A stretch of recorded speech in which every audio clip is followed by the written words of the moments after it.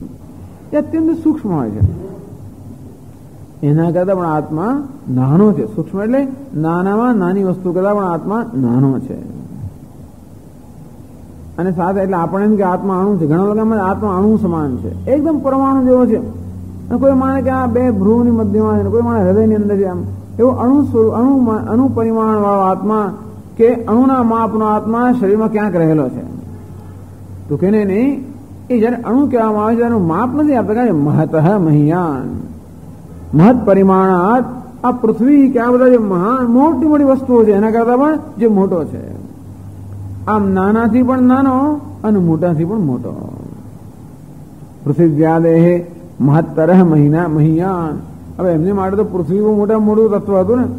આમ સૂર્ય ચંદ્ર આપણે નાના જ દેખાય અહીંથી. તો જો બધા જાણતા તે વખતે કે સૂર્ય કે ચંદ્ર નાના દેખાવાનું કારણ માત્ર અંતર છે, પણ દેખાવમાં પૃથ્વી સૌથી વધારે મોટી છે.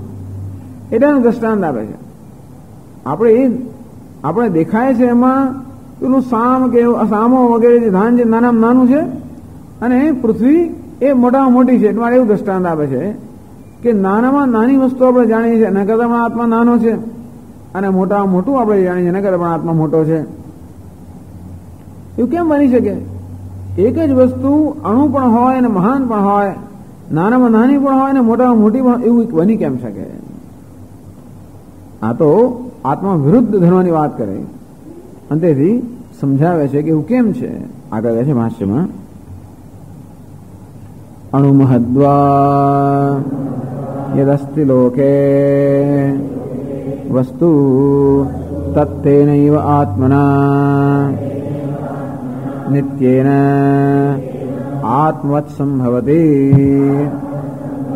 તદાત્મના વિનિર્મુક્તમ અસત સંપદ્યતે.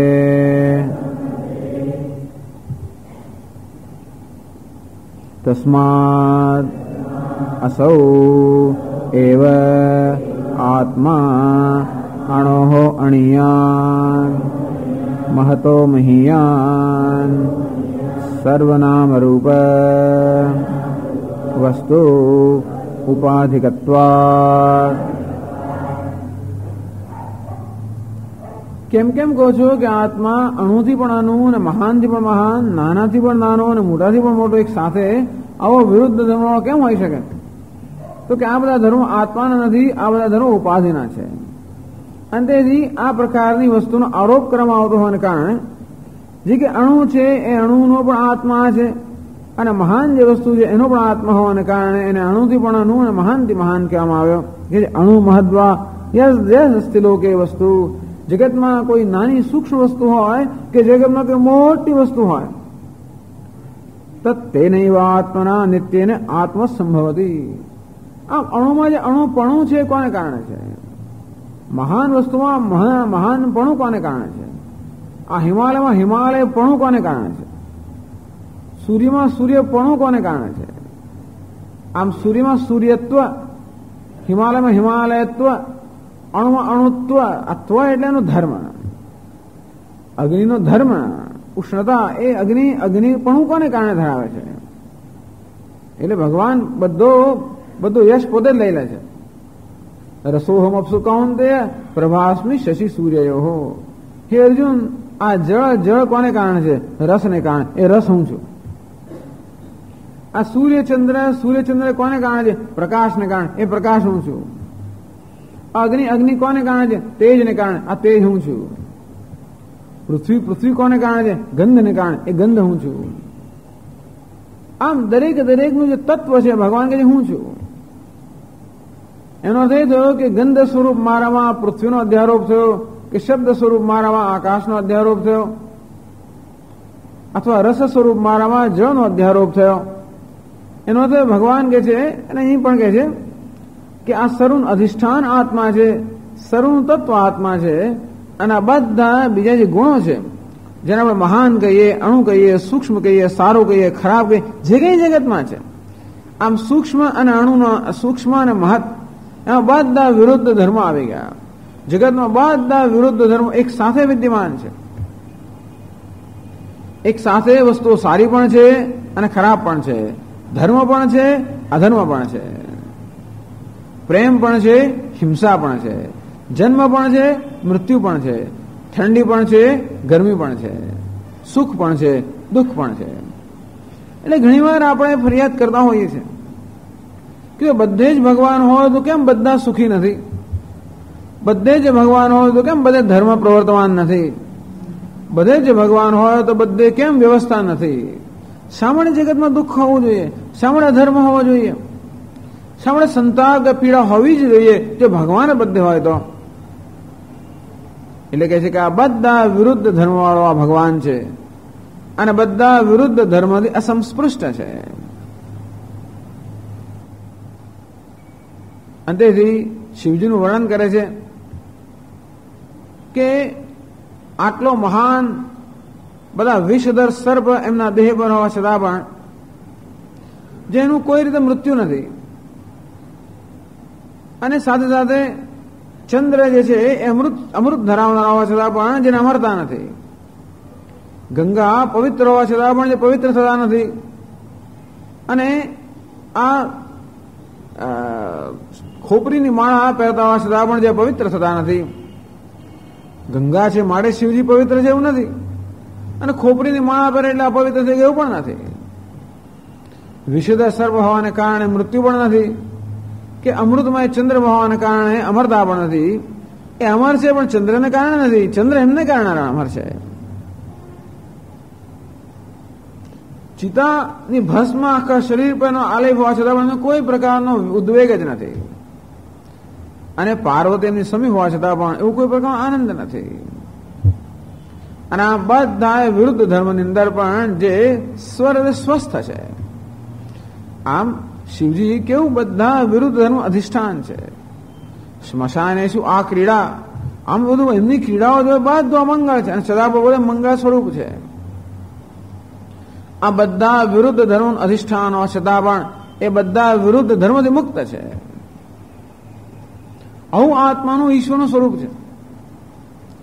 અંતેથી વિરોધ બધો ક્યાં છે? ઉપાધિમાં છે. ઉપાધિનું અધિષ્ઠાન આ બધા વિરોધથી પર છે. અર્થાત અણુપણું પણ ક્યાં છે?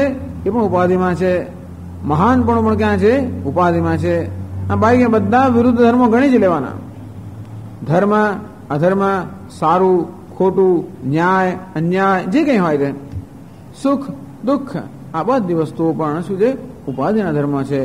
આત્મા એ સર્વ ઉપાધિનું અધિષ્ઠાન હોવાને કારણે એને સુખી દુઃખી, ધર્મી અધર્મી, મોટો નાનો એમ કહેવામાં આવે છે. આત્મા આ બધા પ્રકારના ખ્યાલ આત્મા વિશે સેવામાં આવતું કારણ હોવાનું કારણ એક જ છે કે ઉપાધિના ધર્મનો એના પર અધ્યારોપ થાય છે. વાસ્તવમાં જે અધિષ્ઠાન છે એ અધ્યારોપના સર્વ ધર્મથી હંમેશા મુક્ત હોય. દોરડું હોય, કોઈને ક્યાં સાપ છે તો દોરડાને કશું નથી, દોરડું ઝેરી નથી બની જતું. કોઈ કે આ તો માણસ છે, મોગરાની માણ એમ કહેતો એમ દોરડું સુગંધીદાર બનતું નથી. કોઈ કે આ તો દંડ છે, એના કારણે દોરડું કે કઠણ બની જતું નથી. આમ જાત જાતની કલ્પનાઓ કરવામાં આવતી હોય એને કારણે જેમ દોરડાના ધર્મ પર કોઈ અસર થતી નથી, તેમ આત્મા વિશે, ઈશ્વર વિશે અનેક પ્રકારની કલ્પનાઓ કરવામાં આવતી હોય, અને છતાં પણ આ બધા ધર્મથી અસંસ્પૃષ્ટ છે. એટલે અણુ મહદ્વા યસ્તિ લોકે વસ્તુ તત્તેનૈવ આત્મના નિત્યને આત્મત સંભવતી. જગતમાં જે કંઈ વસ્તુ હોય એ વસ્તુ હોવાનું કારણ શું છે? કે આત્મા. આમ એને એના પણું કોણ પ્રદાન કરે? આત્મા. હિમાલયમાં હિમાલય પણું છે એ આત્માને કારણે છે. સૂર્યમાં સૂર્ય પણું છે એ પણ આત્માને કારણે છે. તો તમે કહેશો સ્વામીજી આ તો ખૂન કરનારમાં ખૂની પણું છે એ પણ આત્મા છે? કહેવું જ પડશે પણું, કારણ કે એ વસ્તુ આ બધા ઉપાધિના ધર્મથી કેવી છે? ઉપાધિનો અસ્પૃષ્ટ. દ્રષ્ટાંત આપે જેમ એક જ વીજળી પોતે નિર્દોષ છે, એને જે ગણવું છે તે ગણો. એક જ વીજળીનો જો યોગ્ય રૂપે ઉપયોગ કરવામાં આવે તો આપણે સગવડનું કારણ બનતી હોય. એ જ વીજળીનો અયોગ્ય રીતે જો સંપર્ક કરવામાં આવે તો આપણા દુઃખનું કે મૃત્યુનું પણ કારણ બની શકે. અંતેથી એ ઉપાધિનો ધર્મ છે, કઈ રીતે ઉપયોગ કરવામાં આવે છે. અંતે રીતે આત્મા સર્વ ઉપાધિ અસંસ્પૃષ્ટ છે, અને એના વગર કંઈ ન સંભવી શકે. એટલે ભગવાન કહે છે એ છે સાત્વિકા ભાવ રાજસાસ તામસાસ છે મત્તે વેદિતાન વિદ્ધિ નત્વહમ તેષુ તે મયી. જગતમાં સાત્વિક, રાજસ, તામસ જે કંઈ છે, આમ સારું, ખરાબ, ભયંકર જે કંઈ છે એ બધું મારે કારણે છે. હું એમને કારણે હતા, એ બધું મારા પર આધારિત છે. હું એમના પર આધારિત નથી, અર્થાત એમના ગુણ દોષથી મારામાં કોઈ ગુણ દોષ આવતા નથી. મારે કારણે એ છે અને છતાં પણ એમને કારણે મારામાં કોઈ અસર થતી નથી. હું સ્વતંત્ર છું. તો આત્માનો આ સ્વભાવ બધા વિરુદ્ધ ધર્મનું અધિષ્ઠાન હોવા છતાં પણ સર્વ વિરુદ્ધ ધર્મથી અસંસ્પૃષ્ટ કે અસંગ એવો આત્મા. અંતેથી અહીં કહે છે કે આત્મા સત સ્વરૂપ હોવાને કારણે બધી વસ્તુમાં છે. આ છે પણ જે છે એ આત્માને કારણે છે. આમ પુસ્તક છે હોવા પણ, ટેબલ છે, માઇક્રોફોન છે, હું છું, તમે છો, આમ છે, છું, છો વગેરે બધું હોવા પણ એ કોને કારણે છે? આત્માને કારણે. આત્મા કેવો છે? સત સ્વરૂપ. એ સર્વને સત્તા પ્રદાન કરે છે. એની સત્તાને કારણે બધી વસ્તુઓ સત્તાન્વિત છે. જેમ માટી ઘડાની સત્તા પ્રદાન કરે છે, અને માટી ન હોય તો ઘડો જેમ ન હોઈ શકે. હવે ઘડાનો દુરુપયોગ થાય તો પણ માટી એને પણ સત્તા પ્રદાન કરે. ઘડાનો કોઈ થૂંક દાણી તરીકે ઉપયોગ કરે તો પણ માટી એ ઘડાને આધાર આપે. એ જ ઘડામાં કોઈ ગંગાજળ ભરે તો પણ માટીને આધાર આપે છે. આમ એનો કયા પ્રકારનો ઉપયોગ થાય છે એ ઉપાધિનો ધર્મ છે, માટીનો ધર્મ નથી. એ બધાનો માટી પર આરોપ કરવામાં આવતો હોય છે. અંતે રીતે આત્મા સર્વ નામરૂપને સત્તા પ્રદાન કરતો હોય છે.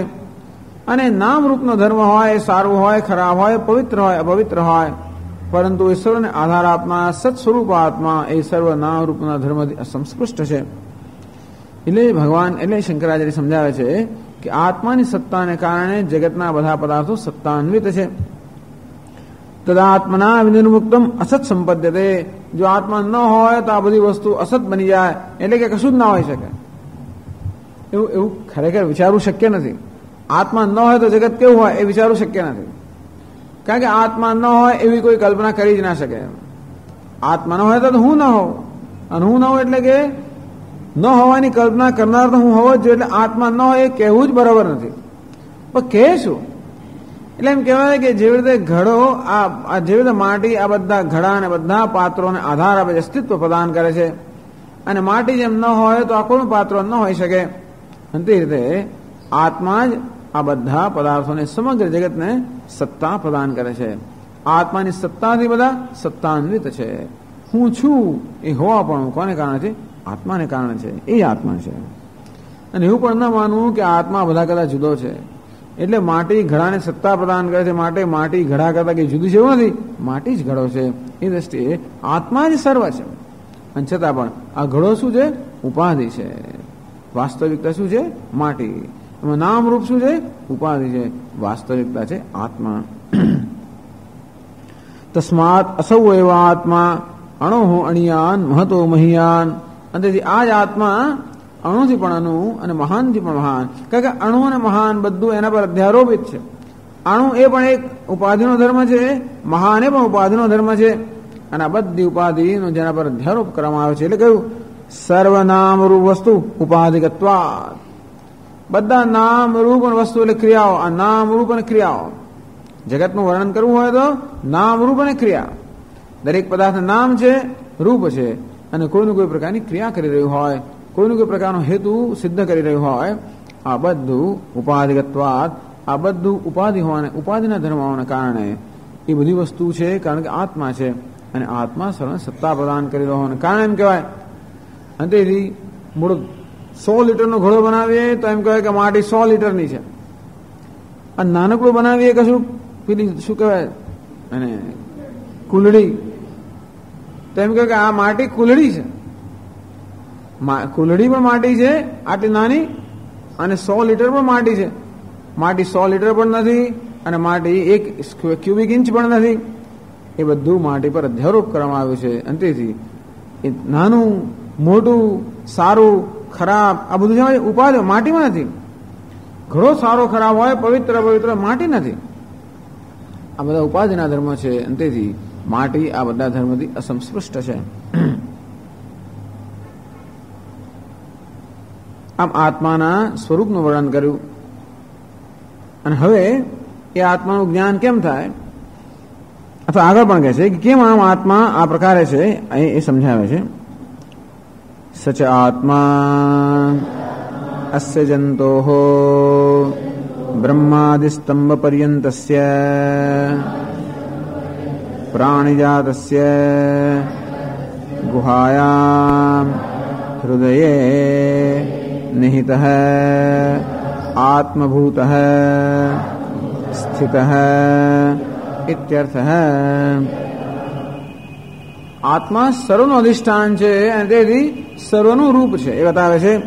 સચ આત્મા, આ બધા વિરુદ્ધ ધર્મના અધિષ્ઠાન રૂપ જે આત્મા. અસ્ય જંતો હો, આ જંતુ કે આ પ્રાણી, જંતુમાં બધા જ આવી જાય. બ્રહ્માદિ સ્તંભ પર્યંતસ્ય, બ્રહ્માજીથી માંડીને સ્તંભ સુધીના, સ્તંભ એટલે કે નાનું એક ઠૂઠું કે એક ઘાસનું તણખલું, આમ બ્રહ્માજીથી માંડીને ઘાસના તણખલા સુધી જે કઈ જંતુઓ છે એ બધા જંતુઓની ગુહાયામ, ગુહામાં એટલે પ્રાણિજાતસ્ય ગુહાયામ હૃદય નિહિત હૈ, એ બધાના હૃદયની અંદર આ આત્મા અવસ્થિત છે. આત્મા ક્યાં છે તો કે બધાના હૃદયમાં છે. આત્મભૂત સ્થિત, હૃદયમાં એટલે કે કોઈ સ્થળે છે એમ કહેવાનો હેતુ નથી. હૃદય કોને કહેવાય? હૃદય એટલે અંગ્રેજીમાં હાર્ટ, હાર્ટ એટલે હૃદય. હૃદય એટલે વસ્તુનું મૂળ તત્વ, હાર્ટ ઓફ ધ થિંગ્સ. આ વસ્તુના હાર્દમાં પ્રવેશ કરવો જોઈએ, આપણે એમ કહીએ હાર્દમાં પ્રવેશ કરો અને તત્વમાં પ્રવેશ કરો. આમ કહેવાય કે આત્મા બધા પ્રાણી માત્રના હૃદયમાં રહેલો છે, નથી કે બધા પ્રાણી માત્રનું તત્વ છે. આમ ક્યારેક હૃદયનો અર્થ બુદ્ધિ પણ કરવામાં આવતો હોય, એમ આત્મા બધાની બુદ્ધિરૂપી ગુહાની અંદર પ્રકાશેલો છે એમ પણ કહેવાય. આમ આત્મા સર્વવ્યાપી હોવા છતાં પણ બુદ્ધિમાં પ્રકાશેલો એમ કહેવામાં આવે છે, કારણ કે બુદ્ધિમાં એનું જ્ઞાન થતું હોય છે. આગળ પણ સમજાવશે. પણ આમ તો આપણો મુખનો પ્રકાશ બધી સપાટી પર પડતો હોય, પણ છતાંય દર્પણમાં જેમ આપણે મુખ સ્પષ્ટ જોઈ શકતા હોય તેમ આત્મા સર્વવ્યાપી હોવા છતાં પણ હૃદય એક એવું સ્થાન છે, આપણી બુદ્ધિ જે સ્વચ્છ બને તો આત્માને યથાર્થ દર્શન થઈ શકતા હોવાને કારણે પણ કહેવાય કે આત્મા બુદ્ધિમાં છે. પણ અહીં કહેવાનો હેતુ એ છે કે આત્મભૂત સ્થિત હૈ, દરેકના હાર્દમાં આત્મા છે, અર્થાત એ આત્મા દરેકનો આત્મા છે, એટલે સર્વાત્મા છે. આત્મા કેવો છે? સર્વનો આત્મા છે, અને તેથી સર્વનું અધિષ્ઠાન છે. સર્વનો આત્મા ત્યારે જ હોઈ શકે જ્યારે બધી ઉપાધિથી મુક્ત હોય. વિદ્યા વિનય સંપન્ને બ્રાહ્મણે ગવિહસ્તની સુનિચૈવ સ્વભાગે છે. આમ બ્રાહ્મણમાં, ગાયમાં, હાથીમાં, કૂતરામાં, ચંડામાં, આ બધામાં જો એક જ તત્વ હોય તો ત્યારે જ હોઈ શકે જ્યારે આ બધા ઉપાધિના ધર્મથી એ અસ્પૃષ્ટ હોય. ઉપાધિમાં સાત્વિકતા હોય, રજોગુણ હોય, તમોગુણ હોય. આમ સાત્વિક, રાજસ, તામસ આ બધા ઉપાધિના ધર્મો છે, અને એ ઉપાધિના સર્વધર્મથી રહિત, આ સર્વગુણથી અતીત જે આત્મા છે એને કારણે આ સર્વ છે. આત્મભૂત સ્થિત હૈ, એટલે આત્મા સર્વનું અધિષ્ઠાન છે, આત્મા સર્વનો આત્મા છે. આત્મા એટલે હું આ સમગ્ર જગતનું અધિષ્ઠાન છું, સાથે સાથે સર્વનો આત્મા છું. આ રીતે જ્ઞાની પુરુષો આત્માને જાણે છે.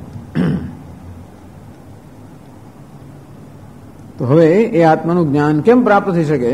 આગળ કહે છે તમાત્માનમ દર્શન શ્રવણ મનન વિજ્ઞાનલિંગમ અક્રતુઃ અકામઃ દૃષ્ટાદૃષ્ટ બાહ્ય વિષયોપરત બુદ્ધિઃ ઇત્યર્થઃ. તમ અક્રતુઃ પશ્યતિ, જે અક્રતુ છે એ આત્માના દર્શન કરે છે. તમ આત્માનમ, આ જે આત્મા છે અક્રતુ અકામઃ પશ્યતિ. તો બે વસ્તુ કે છે. એક તો આત્મા માટે સમજાવે છે દર્શન શ્રવણ મનન વિજ્ઞાન લિંગમ. આ આત્મા છે એમ કેમ કહી શકાય? તો આત્મા કેવી રીતે સતત વ્યક્ત થતો હોય છે? દર્શન એટલે દ્રષ્ટા, શ્રવણ એટલે શ્રોતા, મન એટલે મનતા, વિજ્ઞાન એટલે વિજ્ઞાતા. એ સતત દ્રષ્ટા, શ્રોતા, મનતા, વિજ્ઞાતા એ રૂપે સતત અભિવ્યક્ત થઈ રહ્યો છે. આમ અત્યારે જે બોલી રહ્યો છે તે, જે સાંભળી રહ્યો છે તે, અને જે વિચારી રહ્યો છે તે, જે જાણી રહ્યો છે તે, આ કોણ? એ જ આત્મા. હું પૂછ્યું કે કોણ સાંભળે છે? નાના છોકરાને તરત જવાબ આપે.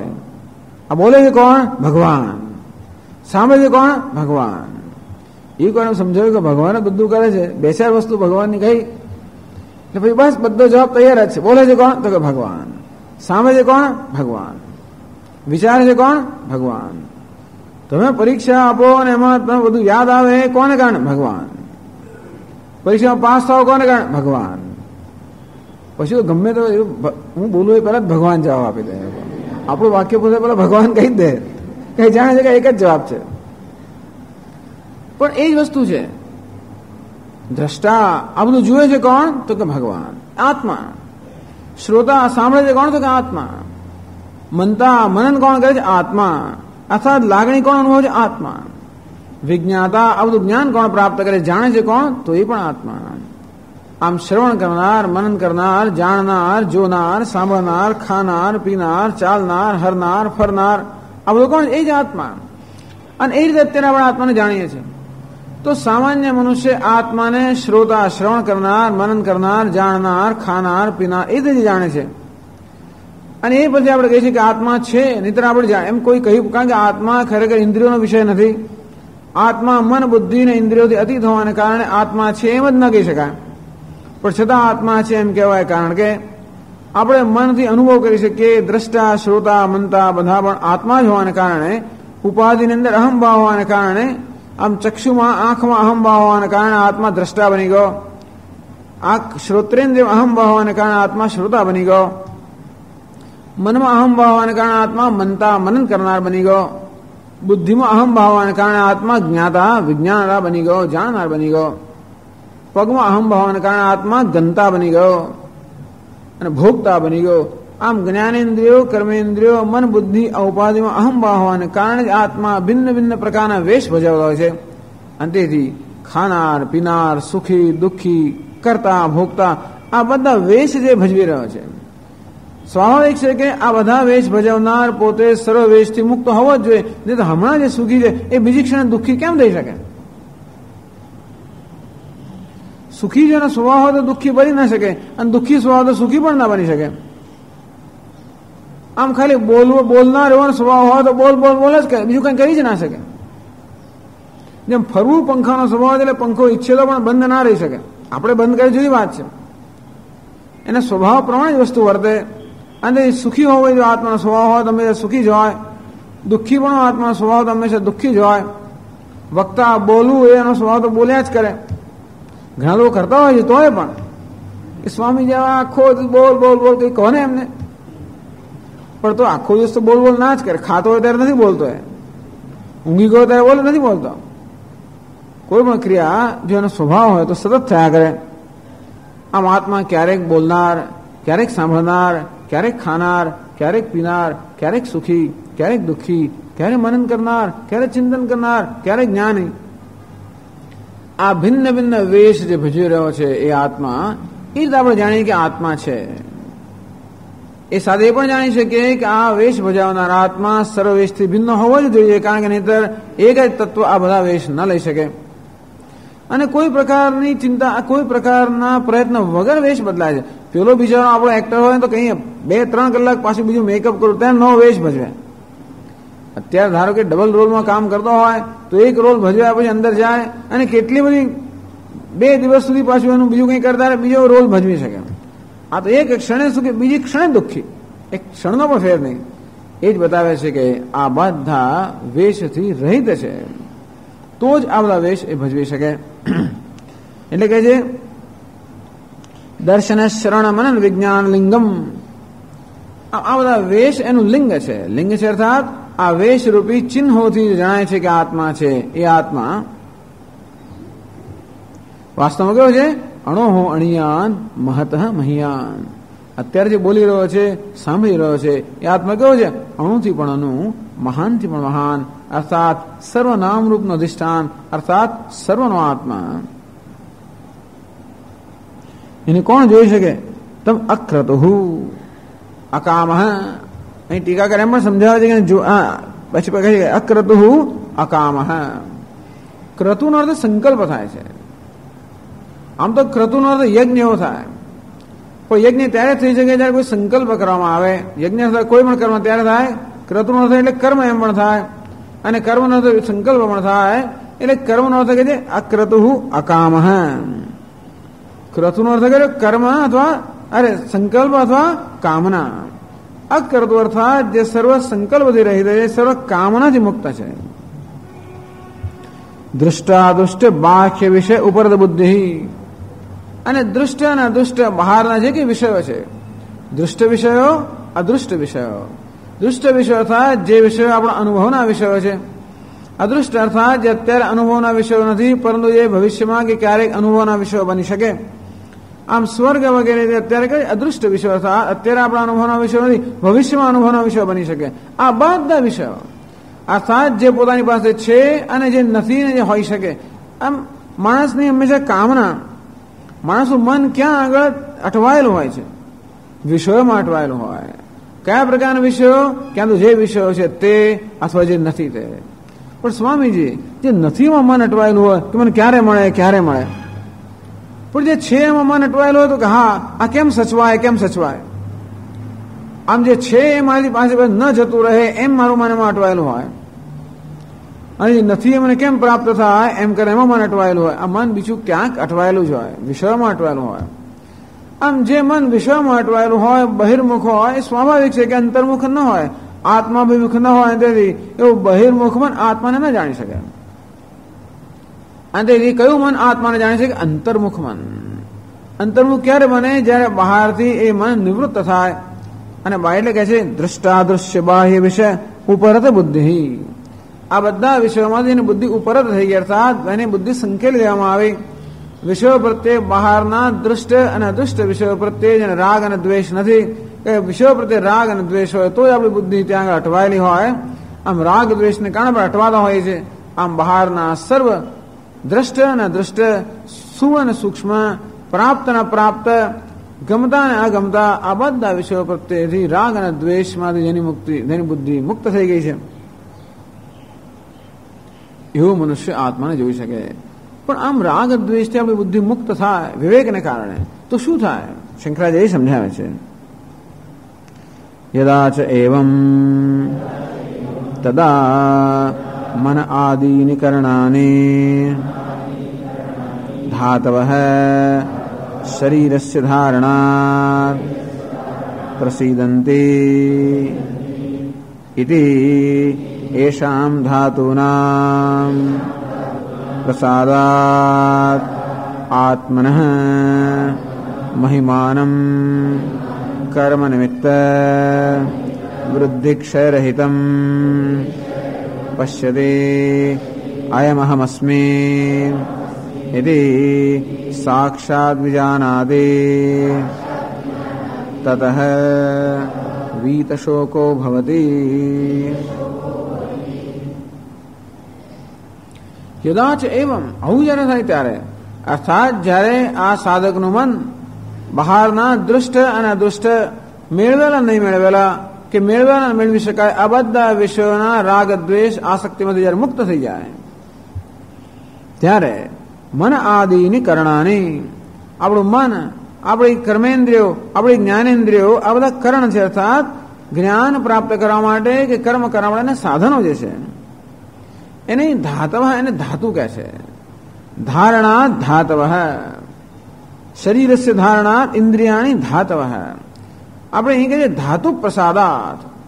ધાતુ પ્રસાદ એટલે ધાતુ પ્રસાદાત, આ ધાતુના પ્રસાદથી. ધાતુ એટલે અહીં ધાતુનો અર્થ કર્યો ધારણ કરનાર, એનું નામ ધાતુ.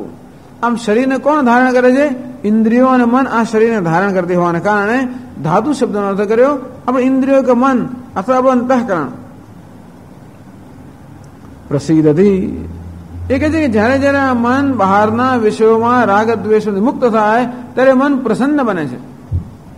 અને મન જ્યારે પ્રસન્ન બને ત્યારે ધીમે ધીમે આપણે ઇન્દ્રિયોમાં પ્રસન્ન બને, આપણો દેહમાં પ્રસન્ન બને, આપણું સમગ્ર વ્યક્તિત્વ પ્રસન્ન બને. આમ આપણી સ્વાભાવિક પ્રસન્નતામાં કોણ અવરોધરૂપ છે? આ રાગ દ્વેષ, વિષયોમાં આસક્તિ, જે અવિવેકમાંથી જન્મે, રમણીયત્વ બુદ્ધિમાંથી જન્મે, શોભના અધ્યાસમાંથી જન્મે. આમ વિષયમાં જે મૂલ્ય નથી એ મૂલ્ય એના પર આરોપિત કરવું અને પછી એ વસ્તુની ઈચ્છા કરવી. અને વળી વિષયમાં જે દોષ નથી એ દોષનો આરોપ કરો અને પછી એનો દ્વેષ કરો. આપણે વિષયમાં ગુણ અને દોષનો આરોપ કરીને પછી એમાં રાગ દ્વેષ કરતા હોઈએ છીએ. તેથી રાગ અને દ્વેષ બંને વિષય પર થયેલા અધ્યારોપને કારણે છે. અંતેથી રાગ દ્વેષને ત્યારે જ મુક્ત થવાય જ્યારે આપણું મન વિવેક કરે. મન આપણું જ્યારે સમજે કે આની પ્રત્યે જે ઘૃણા છે એ પણ મારી કલ્પનાને કારણે છે, આની પ્રત્યે જે આસક્તિ છે એ પણ મારી પોતાની જ કલ્પનાને કારણે છે. કે આસક્તિ અને ઘૃણા બંને કન્ડિશન અર્થાત શરતી હોય છે. વસ્તુ જ્યાં સુધી મારી શરતનું પાલન કરે, મને અનુકૂળ હોય ત્યાં સુધી આસક્તિ હોય. અને જો કંઈ આડોળું કર્યું તો તરત એક દિવસમાં આપણે, એક દિવસે નહીં 5 મિનિટમાં આપણું મન એનામાંથી ઉઠી જાય. અમારું મન ઉઠી ગયું. અત્યાર સુધી દોડ કરતો હતો ને હવે શું મારું મન ઉઠી ગયું. કેમ ઉઠી ગયું? બસ હવે નથી ગમતું. એને આમ કેમ કર્યું? અને મન ઉઠેલું તરત બેસી પડ જાય. કેમ બેસી જાય? કઈ કામને બદલે આમ કરે તો મન પાછું બેસી જાય. આ મન તો એવું જ છે ને. અર્થાત મન ઉઠી જવું કે મન બેસવું, આસક્તિ હોય કે ઘૃણા હોય, રાગ હોય કે દ્વેષ હોય, આ માત્ર ફેન્સી અર્થાત આ મનના તરંગોથી વધારે કંઈ જ નથી. આ કદાચ વધારે પડતો કહેવાતું કશું જ નથી, પણ અંતમાં મનના તરંગથી વધારે કંઈ જ નથી. આ રાગ અને દ્વેષ બંને ખરેખર અક્રતુનો અર્થ રાગ અને દ્વેષથી મુક્ત, આટલું જ સમજવાનું. ક્રતુ એટલે સંકલ્પ. આ રાગ અને દ્વેષ બંને સંકલ્પ છે. રાગ દ્વેષ સંકલ્પથી મુક્ત હતા, રાગ અને દ્વેષથી મુક્ત. માત્ર વિષયો પ્રત્યે બધા, ઘણા લોકો વિષયોમાં રાગ દ્વેષ પણ બીજે બધા હોય છે. સ્વામી મને જે આપો હું ખાઈ લઉં, મને કોઈ જાતની આવી જાતની સ્પૃહા નથી, એ બરોબર છે. કોઈ માણસ જો આડોવડો બોલ્યો એટલે વિષયનો અર્થ ખાલી શબ્દ સ્પર્શ રૂપ આમ ખાવા પીવાના વિષયો નહીં, બધા વિષયો આવી જાય. વિષયો હતા ઇન્દ્રિયના વિષયો, મનના વિષયો, બુદ્ધિના વિષયો, આ બધા વિષયો જ છે. એટલે ટૂંકમાં ઘણા લોકોને ખાવા પીવાની અથવા પહેરવડવાની બહુ ચિંતા હોતી. અમે તો સ્વામી મને કંઈ ના જોઈએ, એને જરાક કંઈ કડવું વચન કહ્યું તો ભયંકર લાગી જાય. એટલે એનો અર્થ એ પણ વિષય જ છે. આ બધા વિષયો પ્રત્યે રાગ, એટલે ઇન્દ્રિયના વિષયો પ્રત્યે, લાગણીના વિષયો પ્રત્યે, અહંકારના વિષયો પ્રત્યે, બુદ્ધિના વિષયો પ્રત્યે, આ બધા વિષયો પ્રત્યે જ રાગ અને દ્વેષથી કોઈ સરળ વસ્તુ નથી. અને આવા રાગ દ્વેષ હોય ત્યાં સુધી મન આપણું મુક્ત ન હોઈ શકે. આ મનમાં પ્રસન્નતા ન હોય, વિષાદ હોવાનું આ એક જ કારણ છે, રાગ અને દ્વેષ. અને રાગ દ્વેષનું એક જ કારણ છે મનની કલ્પના, અવિવેક. જે વસ્તુ જ્યાં નથી ત્યાં દર્શન કરવા, એનું નામ છે અવિવેક. અને તેથી અવિવેકમાંથી જન્મે રાગ દ્વેષ, રાગ દ્વેષને જન્મે વિષાદ. અને તેથી મનમાં પ્રસન્નતા નથી. એટલે અહીં કહે છે કે પ્રસાદાત, જ્યારે આ વ્યક્તિત્વમાં પ્રસન્નતા આવે, કંઈ સારું બન્યું એટલા માટે નહીં, એને હર્ષ કહેવામાં આવે છે. કશું થયા વગર જે હોય સુખ, એનું નામ પ્રસન્નતા. કંઈક આપણને ધાર્યું થાય કે અનુકૂળ બને અને જે સુખ છે એનું નામ છે હર્ષ. પણ કોઈ પણ કારણ ન હોય અને છતાં પણ આપણે સુખી હોઈએ એને કહેવાય છે પ્રસન્નતા. એ ખરેખર મનનો સ્વભાવ છે. અને છતાં મનની સ્વાભાવિક પ્રસન્નતા અત્યારે અભિવ્યક્ત થતી નથી, કારણ કે રાગ દ્વેષ રૂપી અવરોધ એની આડે છે. વિવેકથી જ્યારે રાગ અને દ્વેષ રૂપી અવરોધમાંથી કે પ્રતિબંધનમાંથી મન મુક્ત થાય અને આ રીતે મનની કે વ્યક્તિત્વની સ્વાભાવિક પ્રસન્નતા વ્યક્ત થાય, આપણું મન પ્રસન્ન બને. ધાતુ નામ પ્રસાદાત, આમ આપણું મન પ્રસન્ન બને, અનુકૂળ બને. અત્યારે આપણું વૈરી કોણ છે? આપણું મન જ વૈરી છે. ખરેખર મોટામાં મોટું વૈરી જો હોય તો કોણ છે? આપણું પોતાનું જ મન.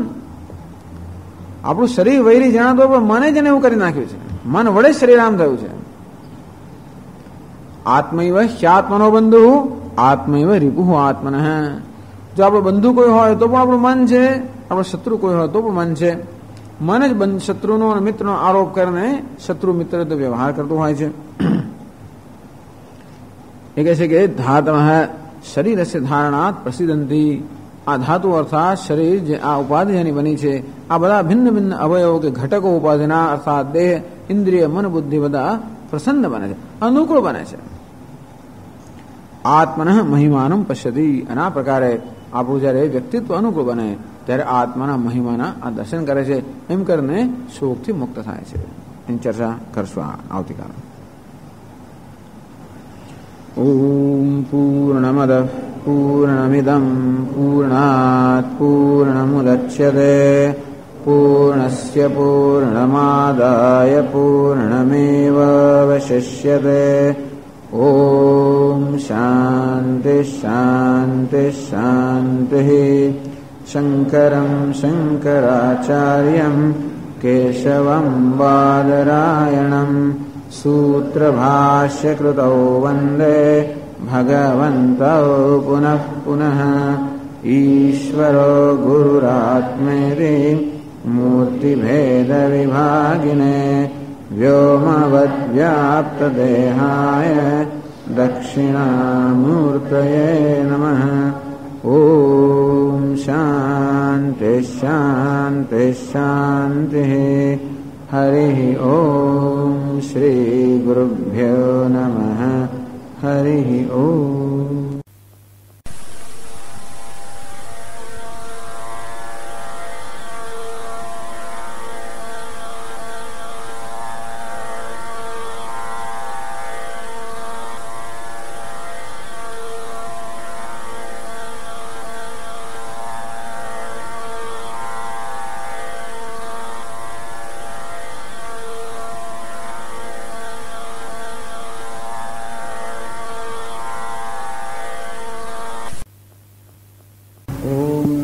भगवते वैवस्वताय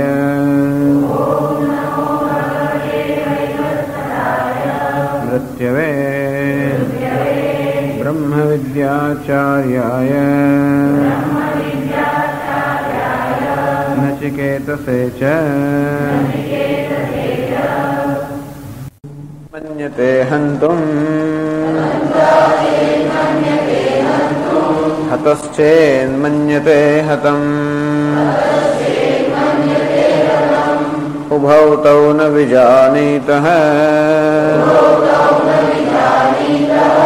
नायं हन्ति न हन्यते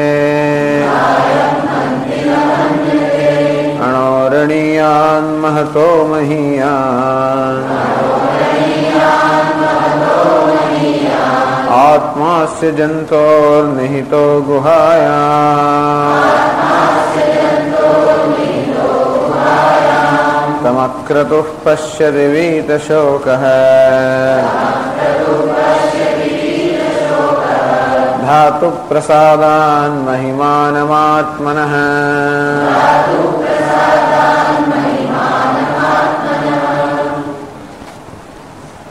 कथं पुनः आत्मानं जानातीति हंता चेत् मन्यते हंतुम। जे कोई एक मनुष्य પોતાને હંતા અર્થાત હનન કરનાર સમજતો હોય અર્થાત કોઈ કર્મનો ક્રિયા કરનાર સમજતો હોય હતશ્ચેદ મન્યતે હતમ અને બીજો જો કોઈ એમ માનતો હોય કે પોતે હણાઈ રહ્યો છે અર્થાત કોઈ કર્મનો ભોગ બની રહ્યો છે આમ કોઈ એક માનતો હોય કે હું આત્મા કર્મ કરી રહ્યો છું બીજો કોઈ એમ માનતો હોય કે આત્મા કર્મનો ભોગ બની રહ્યો છે ઉભૌ તૌ ન વિજાનીતઃ આ બંનેને આત્માનું જ્ઞાન નથી બંનેને જ્ઞાન છે કર્મનું યથાર્થ જ્ઞાન નથી અને વિપરીત જ્ઞાન કે મિથ્યા જ્ઞાન કહેવામાં આવે છે એનું નામ જ અજ્ઞાન અજ્ઞાનમાંથી આ પ્રકારે વિપરીત જ્ઞાન જન્મે એટલે કે આત્મા નાયમ હંતિ ન હન્યતે વાસ્તવમાં આત્મા હનન કરતો પણ નથી કે હણાતો પણ નથી હનન ન કરતો હોવા છતાં પણ એને હનન કરનાર માનવો હણાતો ન હોવા છતાં પણ હણાતો માનવો ઉભૌ તૌ ન વિજાનીતઃ આમ નામ અજ્ઞાન અર્થાત જે કર્મ કરતો નથી એને કર્મનો કરનાર માનવો અને જે કર્મનો ભોગ બનતો નથી એને કર્મનો ભોગ માનવો આમ કરતા અને ભોગતા આ પ્રકાર આત્માને માનવા ઉભૌ તૌ ન વિજાનીતઃ આ બંને લોકો જાણતા નથી કે આત્મા કરતા પણ નથી ભોગતા પણ નથી કોઈ કર્મ કરતો પણ નથી કોઈ કર્મનો ભોગ પણ બનતો નથી એની સન્નિધિમાં સર્વકર્મ થઈ રહ્યા હોય છે સર્વકર્મ થઈ રહ્યા છે ઉપાધિથી કર્તૃત્વ ક્યાં છે તો કે બુદ્ધિમાં છે ભોક્તૃત્વ ક્યાં છે પણ બુદ્ધિમાં છે આમ કર્તૃત્વ અને ભોક્તૃત્વ બધું મનમાં છે અને મન સાથે તાદાત્મ્ય હોવાને કારણે આત્મા પોતાની રીતે કરતા ભોગતા માનતો હોય છે તેથી આ પ્રકારના ખ્યાલ કે ભ્રમ અજ્ઞાનમાં જન્મ્યા હોવાને કારણે એ છે ઉભૌ તૌ ન વિજાનીતઃ જો આ રીતે આત્માને જાણનાર મનુષ્ય જો પોતાને જાણતો નથી એમ કહેવાય તો કથમ પુનઃ આત્માનમ જાનાતિ તો પછી કેવી રીતે આત્માને જાણે છે અર્થાત કેવી રીતે આત્માને જાણ્યો હોય તો જાણ્યો કહેવાય અણોહો અણિયાન મહતો મહિયાન આત્મા સજંતો નિહિતો ગુહાયામ અસજંતો ગુહાયામ આત્મા નિહિત આત્મા વાસ્તવમાં આ પ્રાણી માત્રની હૃદય ગુહાની અંદર નિહિત છે હૃદય ગુહામાં રહેલો છે હૃદય ગુહામાં રહેલો એટલે કે પ્રત્યેકનો આત્મા છે અર્થાત સર્વનો આત્મા છે આત્મા કેવો છે કોઈ વ્યક્તિગત આત્મા નથી સર્વનો આત્મા છે આ એક હું કોઈ વ્યક્તિગત વસ્તુ નથી, ભલે હું ને આપણે વ્યક્તિ માનતા હોઈએ, પણ આ એક હું સર્વનો હું છે, અર્થાત સર્વનો આત્મા છે. પ્રત્યેક મનુષ્ય પ્રાણી માત્ર જે હું એમ કહેતો હોય એ આને જ કહે છે. અને તેથી બધા મનુષ્ય હોય, દેવતાઓ હોય, પશુઓ હોય, પક્ષીઓ હોય, જે કઈ જીવજંતુ પ્રાણી માત્ર હું હું હું. ધારો કે મચ્છર પણ કે હું મચ્છર છે, હું જે છે, કે મંકોડો કે હું મંકોડો છે, હું કોઈ દેવતા કે હું દેવતા છે, હું આ બધામાં હું હું હું. એટલે કે છે યા તિર્યંગ નર દેવતા વિરહમ અત્યંત સ્ફુટા ગૃહ્યતે. જે ચૈતન્ય દેવતાઓથી માણીને સર્વ પ્રાણીઓ વડે હું હું એ સ્પષ્ટ રીતે એનું જ્ઞાન થાય છે. યદ ભાષા હૃદયાક્ષ દેહ વિષયા ભાંતિ સુતો ચેતના. જેને કારણે જે ચૈતન્યને કારણે દેહ પોતે જળ હોવા છતાં પણ ચૈતન્ય રીતે ભાસી રહ્યો છે. આ મન ઇન્દ્રિયો દેહ આ સર્વ જળ હોવા છતાં પણ જેની ચેતનાને કારણે ચેતનવાન છે. અને જેને કારણે મનુષ્ય આ પ્રકારની ભૂલ કરતો હોય છે કે ભ્રમ સેવતો હોય છે. કારણ કે જે ચેતન હોય એને આત્મા માનવાની સ્વાભાવિક વૃત્તિ છે. અને આ દેહ ઇન્દ્રિય મનમાં ચેતનતા હોવાને કારણે એમને આત્મા માની લેવામાં આવે છે. અને તેથી એમના વડે થતા કર્મને પોતાના કે આત્માના કર્મ માની લેવામાં આવે છે. એમનાથી ભોગવાતા સર્વભોગને સુખ દુઃખને આત્માને સુખ દુઃખ માની લેવામાં આવે છે. વાસ્તવમાં આત્મા કેવો છે? સર્વનો આત્મા છે, સર્વનો હું. તો વિચાર કરો કે બધામાં એક જ હું જો હોય તો કોઈ સુખી હોય, કોઈ દુઃખી હોય, કોઈ સારો હોય, કોઈ ખરાબ હોય, તો એક જ હું બધામાં જો હોય તો એ બધા સુખી દુઃખી સારા ખરાબ કરતા જુદો હોવો જ જોઈએ. નહીંતર એક હું ના હોઈ શકે. એક જ સૂર્ય બધી ડોલમાં પ્રતિબિંબિત થતો હોય ત્યારે કોઈક ડોલની અંદર એ તેજસ્વી દેખાતો હોય, કોઈક ડોલની અંદર નિસ્તેજ દેખાતો હોય, કોઈ ડોલમાં એ ચલન કરતો દેખાતો હોય, કોઈ ડોલમાં સ્થિર દેખાતો હોય, કોઈ ડોલમાં શાંત દેખાતો હોય. આમ બધામાં પ્રતિબિંબ ભિન્ન ભિન્ન જણાય છે. અને છતાં એક જ સૂર્ય બધામાં પ્રતિબિંબિત થતો હોય એનો અર્થ એ થયો કે બધા પ્રતિબિંબ કરતા અને એના બધી ઉપાધિ બધા ચલન કરતા એ ભિન્ન હોવો જ જોઈએ. આજ વિષયનો આગળ ઘણો વિસ્તાર કરવામાં આવશે. એક જ તથા સર્વભૂતાંતરાત્મા ન લિપ્યતે લોક દુઃખેન બાહ્ય હૈ.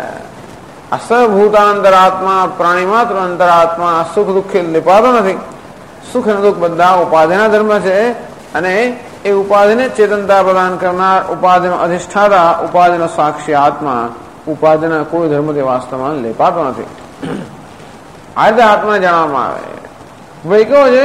સર્વવ્યાપી છે. સર્વનો આત્મા કેમ કહેવાય? અણો અણિયાન મહત મહિયાન. જે અણુ અર્થાત સૂક્ષ્મ વસ્તુ છે એનો પણ આત્મા છે. એટલે એમને કે માત્ર પ્રાણીઓનો જ આત્મા છે, અને જળનો પણ આત્મા છે. અર્થાત આપણે જેને જળ કહીએ છીએ એ જળ હું એમ કહી શકતો નથી, તો કદાચ એ કહેતો હોય એની ભાષામાં તો એનો પણ આત્મા કોણ છે? આ જ ચૈતન્ય. અણો અણિયાન સૂક્ષ્મ સૂક્ષ્મ જે પદાર્થ છે એનો પણ આત્મા છે. મહત મહિયાન. આ તો કેવું છે? ચક્ષુ છે ચક્ષુ, શ્રોત્રસ્ય શ્રોત્રમ. એમ કે કેનોપનિષદ કે આ તો શ્રોત્ર એટલે કે કર્ણેન્દ્રિયનું પણ કર્ણ છે. ચક્ષુ છે ચક્ષુ, આંખની પણ આંખ છે. પ્રાણનો પણ પ્રાણ છે. પ્રાણનો પ્રાણ એટલે પ્રાણનો પણ આત્મા, ચક્ષુનો પણ આત્મા, શ્રોત્રનો પણ આત્મા. તમે અણો અણિયાન, અણુ કરતા પણ સૂક્ષ્મ એટલે કે અણુનો પણ આત્મા. મહત મહિયાન, મહાન કરતા પણ મોટું અર્થાત મહત્નો પણ આત્મા. આમ સૂર્ય ચંદ્ર આ બધા મહાન પદાર્થો છે એનો પણ આત્મા. અને અણુ પરમાણુ બીજાણુ જે કંઈ હોય કીટાણુ એ બધાનો પણ આત્મા. એનો અર્થ એ થયો કે અણુપણું પણ એનામાં નથી, મહત્પણું પણ એનામાં નથી. એ આત્મા માત્ર સૂક્ષ્મ હોત કે અણુ હોત તો એ મહાનનો આત્મા ન હોઈ શકે. એ આત્મા જો મહાન હોત તો એ અણુનો આત્મા ન હોઈ શકે. એમ જયારે આપણે કહીએ કે એક જ આત્મા એટલે કોઈ હાથીનો પણ એક આત્મા હોય ને મચ્છરનો પણ એક આત્મા હોય, કીડીનો પણ એક આત્મા હોય, તો પછી કીડું પણ હાથી પણ મચ્છર પણ એને ના જવું છે. નહીં મચ્છરનો આત્મા મચ્છર જેવો હોય, હાથીનો આત્મા હાથી જેવો એવો હોય. તો એક જ આત્મા બધાનો આત્મા ન હોઈ શકે. અંતેથી જે અણુનો પણ આત્મા છે એ જો મહત્નો આત્મા હોય એનો અર્થ એ તો કે અણુપણો પણ એમાં ન હોવું જોઈએ, મહાનપણું પણ એમાં ન હોવું જોઈએ. અને તો જ અણુનો અને મહાનનો બધાનો આત્મા હોઈ શકે. એનો અર્થ એ થયો કે અણુપણું અને મહાનપણું શું છે? ઉપાધિના ધર્મ છે. ઉપાધિ અર્થાત દેહ મન કે નામ રૂપ ઉપાધિ છે. એને અણુ કહેવાય, એને મહાન કહેવાય. આત્મા કેવો છે? એ સર્વથી અતીત. અણુપણું પણ નથી ને મહાનપણું નથી. એટલે કે અણુપણા અને મહાનપણા સર્વ ખ્યાલોથી અતીત છે. અણુમાં પણ એક પૂર્ણ આત્મા રહેલો છે, મહાનમાં પણ એ જ પૂર્ણ આત્મા રહેલો છે અને પૂર્ણ છે, સર્વવ્યાપી. સર્વવ્યાપીનો અર્થ કે દેશ કાળ સર્વનું અધિષ્ઠાન. તેથી આવા આત્માને કોણ જાણી શકે? તમ આત્માનમ અક્રતુઃ પશ્યતિ. અક્રતુઃ ગઈકાલે અહીં ચર્ચા થતી હતી. અક્રતુઃ અકામઃ તમ આત્માનમ, તે આત્માને. તમ જયારે શબ્દ વાપરે છે એ તત્ શબ્દનું દ્વિતીય વિભક્તિનું રૂપ છે, પ્રસિદ્ધ જે હોય એના માટે વાપરવામાં આવતો છે. તે આત્મા, તે આત્મા કહો જે પ્રસિદ્ધ છે. કેવી રીતે પ્રસિદ્ધ છે? બધાને જાણીતો છે. એ રીતે કોઈ પણ આત્માને જાણતું નથી અને બીજી રીતે બધા આત્માને જાણે પણ છે. તમે એટલે એ પ્રસિદ્ધ જે આત્મા છે. કયો પ્રસિદ્ધ? દર્શન શ્રવણ મન વિજ્ઞાન લિંગમ તમ. આમ દરેક પોતાને દ્રષ્ટા, શ્રોતા, મંતા, વિજ્ઞાતા, સુખી દુઃખી આ રીતે સર્વ માટે જે આત્મા પ્રસિદ્ધ છે. એટલે આત્મા કહ્યું કે આ જંતુની ગુહામાં પ્રવિષ્ટ થયેલો છે. કયા પ્રકારની ગુહા? કેવી ગુહામાં આત્મા બેઠેલો છે? બોલો, દ્રષ્ટા, શ્રોતા, મંતા, વિજ્ઞાતા, સ્પ્રષ્ટા, સુખી દુઃખી, કરતા, ભોગતા, સતત જેનો આ ભિન્ન અનુભવ થયો છે, આ દરેકની ગુહામાં છે. દ્રષ્ટાના પણ ગર્ભમાં, શ્રોતાના પણ ગર્ભમાં, મંતાના પણ ગર્ભમાં, સુખીના પણ ગર્ભમાં, દુઃખીના પણ ગર્ભમાં, આ દરેકના ગર્ભમાં રહેલો છે. અર્થાત દરેકનું તત્વ છે. અંતેથી પ્રત્યેક મનુષ્ય આત્મા સ્વપ્રકાશ હોવાને કારણે, સ્વયં સિદ્ધ હોવાને કારણે બધાને જાણે છે. એને કારણે જ આટલા બધા ભ્રમ સેવાઈ રહ્યા છે. નહીં તો એના વિશે ભ્રમ હોત પણ નહીં. જે વસ્તુ આપણા જ્ઞાનનો વિષય જ નથી એના માટે આપણે ભ્રમ ના હોય. આપણે ગાઢ અંધકારની અંદર બધું દોરડું પડ્યું હોય, દોરડું આપણે જોતા જ નથી તો એના વિશે ભ્રમ પણ ના હોય. અને પ્રકાશમય દોરડું જોતા હોઈએ તો દોરડા જોતા હોવાના કારણે એના વિશે પણ ભ્રમ ના હોય. ભ્રમ ક્યારે હોય? દોરડું દેખાય છે પણ ખરું અને બરોબર નથી દેખાતો.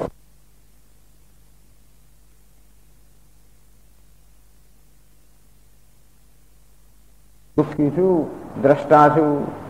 આમ ચક્ષુ ઇન્દ્રિય સાથે તાદાત્મ્ય હોવાના કારણે હું દ્રષ્ટા બની ગયો. શ્રોત્રેન્દ્રિય સાથે તાદાત્મ્ય હોવાના કારણે હું શ્રોતા બની ગયો. સ્વાદેન્દ્રિય સાથે તાદાત્મ્ય હોવાના કારણે હું સ્વાદ કરનાર થઈ ગયો. ઘ્રાણેન્દ્રિય સાથે ઘ્રાતા બની ગયો. સ્પર્શેન્દ્રિય સાથે સ્પષ્ટા બની ગયો.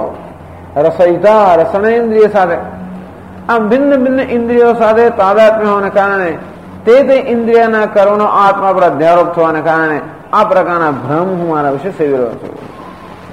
આમ હાથ કર્મ કરતા હોય હું કરતા છું, પગ ગતિ કરતા હોય હું ગંતા એટલે ગમન કરનાર છું, મુખ વડે ભોજન થઈ રહ્યું કેવું છું? ભોગતા છું. આમ વાણી વડે ઉચ્ચાર થઈ રહ્યો હું વક્તા છું. આમ ભિન્ન ઇન્દ્રિયો સાથે તાદાત્મ્ય હોવાને કારણે તે ઇન્દ્રિયના કર્મનો પોતાના પર આરોપ થતો હોવાને કારણે આ પ્રકારના અનેક ભ્રમ સેવાઈ રહ્યા છે. આ મહાત્મા જે અનેક ભ્રમનો વિષય છે. સ્વયં પ્રકાશ, સ્વયં સિદ્ધ હોવાને કારણે દરેકને જ્ઞાત છે અને છતાં પણ યોગ્ય રીતે જ્ઞાન ન હોવાને કારણે જે અનેક પ્રકારના ભ્રમનો વિષય છે એવા આત્માને ક્યારે જાણી શકાય? જયારે ભ્રમ દૂર થાય ત્યારે. એ અત્યંત અજ્ઞાત વસ્તુ હોય એને જાણવી સરળ છે. મને જ્ઞાન નથી એવું મને જ્ઞાન હોય તો એને આપણે જે અજ્ઞાની છે અને જાણે છે કે હું અજ્ઞાની છું એને તમે સરળતાથી જ્ઞાન આપી શકો. પણ જે અજ્ઞાની છે ને માને છે કે હું જ્ઞાની છું એને માટે બહુ મુશ્કેલ છે. આમ દરેક એમ માને છે કે હું તો આત્માને જાણું છું, હું કોણ છું તો મને જ્ઞાન છે જ, અને માટે એ વિશે કોઈને જિજ્ઞાસા પણ થતી નથી. જિજ્ઞાસા ક્યારે થાય? જયારે મને ખબર હોય કે હું કઈ વસ્તુ જાણતો નથી, પણ આત્મા વિશે તો દરેક જણને એવી ખાતરી છે કે હું જાણું છું કે હું કોણ છું. તેથી આ ભ્રમને જ યથાર્થ જ્ઞાનમાં લેવામાં આવે છે. એટલે જયારે આપણું મન શુદ્ધ બને, અક્રતુઃ અકામઃ દ્રષ્ટાદૃષ્ટ બાહ્ય વિષયો વરદ બુદ્ધિ.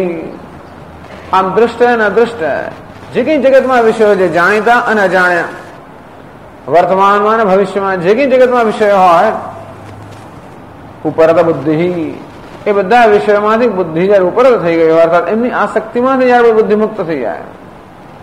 આમ વિષયોની આસક્તિમાંથી મુક્તિની આવશ્યકતા છે. વિષયો સાથે સંપર્કની માંથી મુક્ત ન થવું પણ ચાલે. અર્થાત એવી આવશ્યકતા નથી કે વિશ્વનો સંપર્ક જ ના થવો જોઈએ. આવશ્યકતા શું છે? વિશ્વમાંથી આસક્તિ દૂર થવી જોઈએ. વિશ્વ પ્રત્યે રાગદ્વેષ દૂર થવા જોઈએ. રાગદ્વેષ વિયુક્તસ્તુ વિષયાન ઇન્દ્રિયશ્ચરન આત્મવશ્યર વિધેયાત્મા પ્રસાદમધિગચ્છતિ.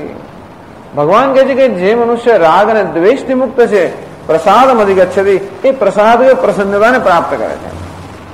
એટલે કે છે કે ધાતુ પ્રસાદાત યદા ચ એવં તદા મન આદિની કરણાની ધાતવ શરીરસ્ય ધારણાત પ્રસિદ્ધંતિ. ધાતુ પ્રસાદ એટલે ધાતોઃ પ્રસાદાત, ધાતુના પ્રસાદ વડે. ધાતુ એટલે એ શંકરાચાર્ય સમજાવે છે જે ધારણ કરે એનું નામ ધાતુ. તો આ શરીરને કોણ ધારણ કરે છે? ઇન્દ્રિયો, મન. એટલે સ્થૂળ શરીરને કોણ ધારણ કરે છે? સૂક્ષ્મ શરીર. એટલે ધાતુ શબ્દનો અર્થ સૂક્ષ્મ શરીર એવો કરાવવો જોઈએ. આપણે મન ઇન્દ્રિયો રૂપી જે સંઘાત છે સૂક્ષ્મ શરીર, એનો અર્થ ધાતુ. ધાતો પ્રસાદાત એ ધાતુના અર્થાત અંતઃકરણના, ઇન્દ્રિયોના, આપણા વ્યક્તિત્વના પ્રસાદથી, પ્રસન્નતાથી. પણ એ મનનો પ્રસાદ કે પ્રસન્નતા ક્યારે પ્રાપ્ત થાય? મનનો ઉદ્વેગ દૂર થાય ત્યારે. મન ક્યારે પ્રસન્ન બને? એનો જયારે ઉદ્વેગ દૂર થાય ત્યારે. મનમાં કયા પ્રકારનો ઉદ્વેગ છે? આ રાગ અને દ્વેષ રૂપી ઉદ્વેગ. આ મનની સ્વાભાવિક પ્રસન્નતામાં અવરોધરૂપ કોણ છે? રાગ અને દ્વેષ. રાગ અને દ્વેષ મનને હંમેશા વિષય અભિમુખ રાખે છે, બહિર્મુખ રાખે છે. અને રાગ અને દ્વેષમાંથી જેમ જેમ મન મુક્ત થતું જાય તેમ તેમ મન અંતર્મુખ બની જાય, આત્માભિમુખ બનતું જાય. આત્માભિમુખ કે આત્મા પર કેન્દ્રિત થાય ત્યારે જ મન આત્માના દર્શન કરી શકે. એટલે અક્રતુ ધાતુ પ્રસાદાત.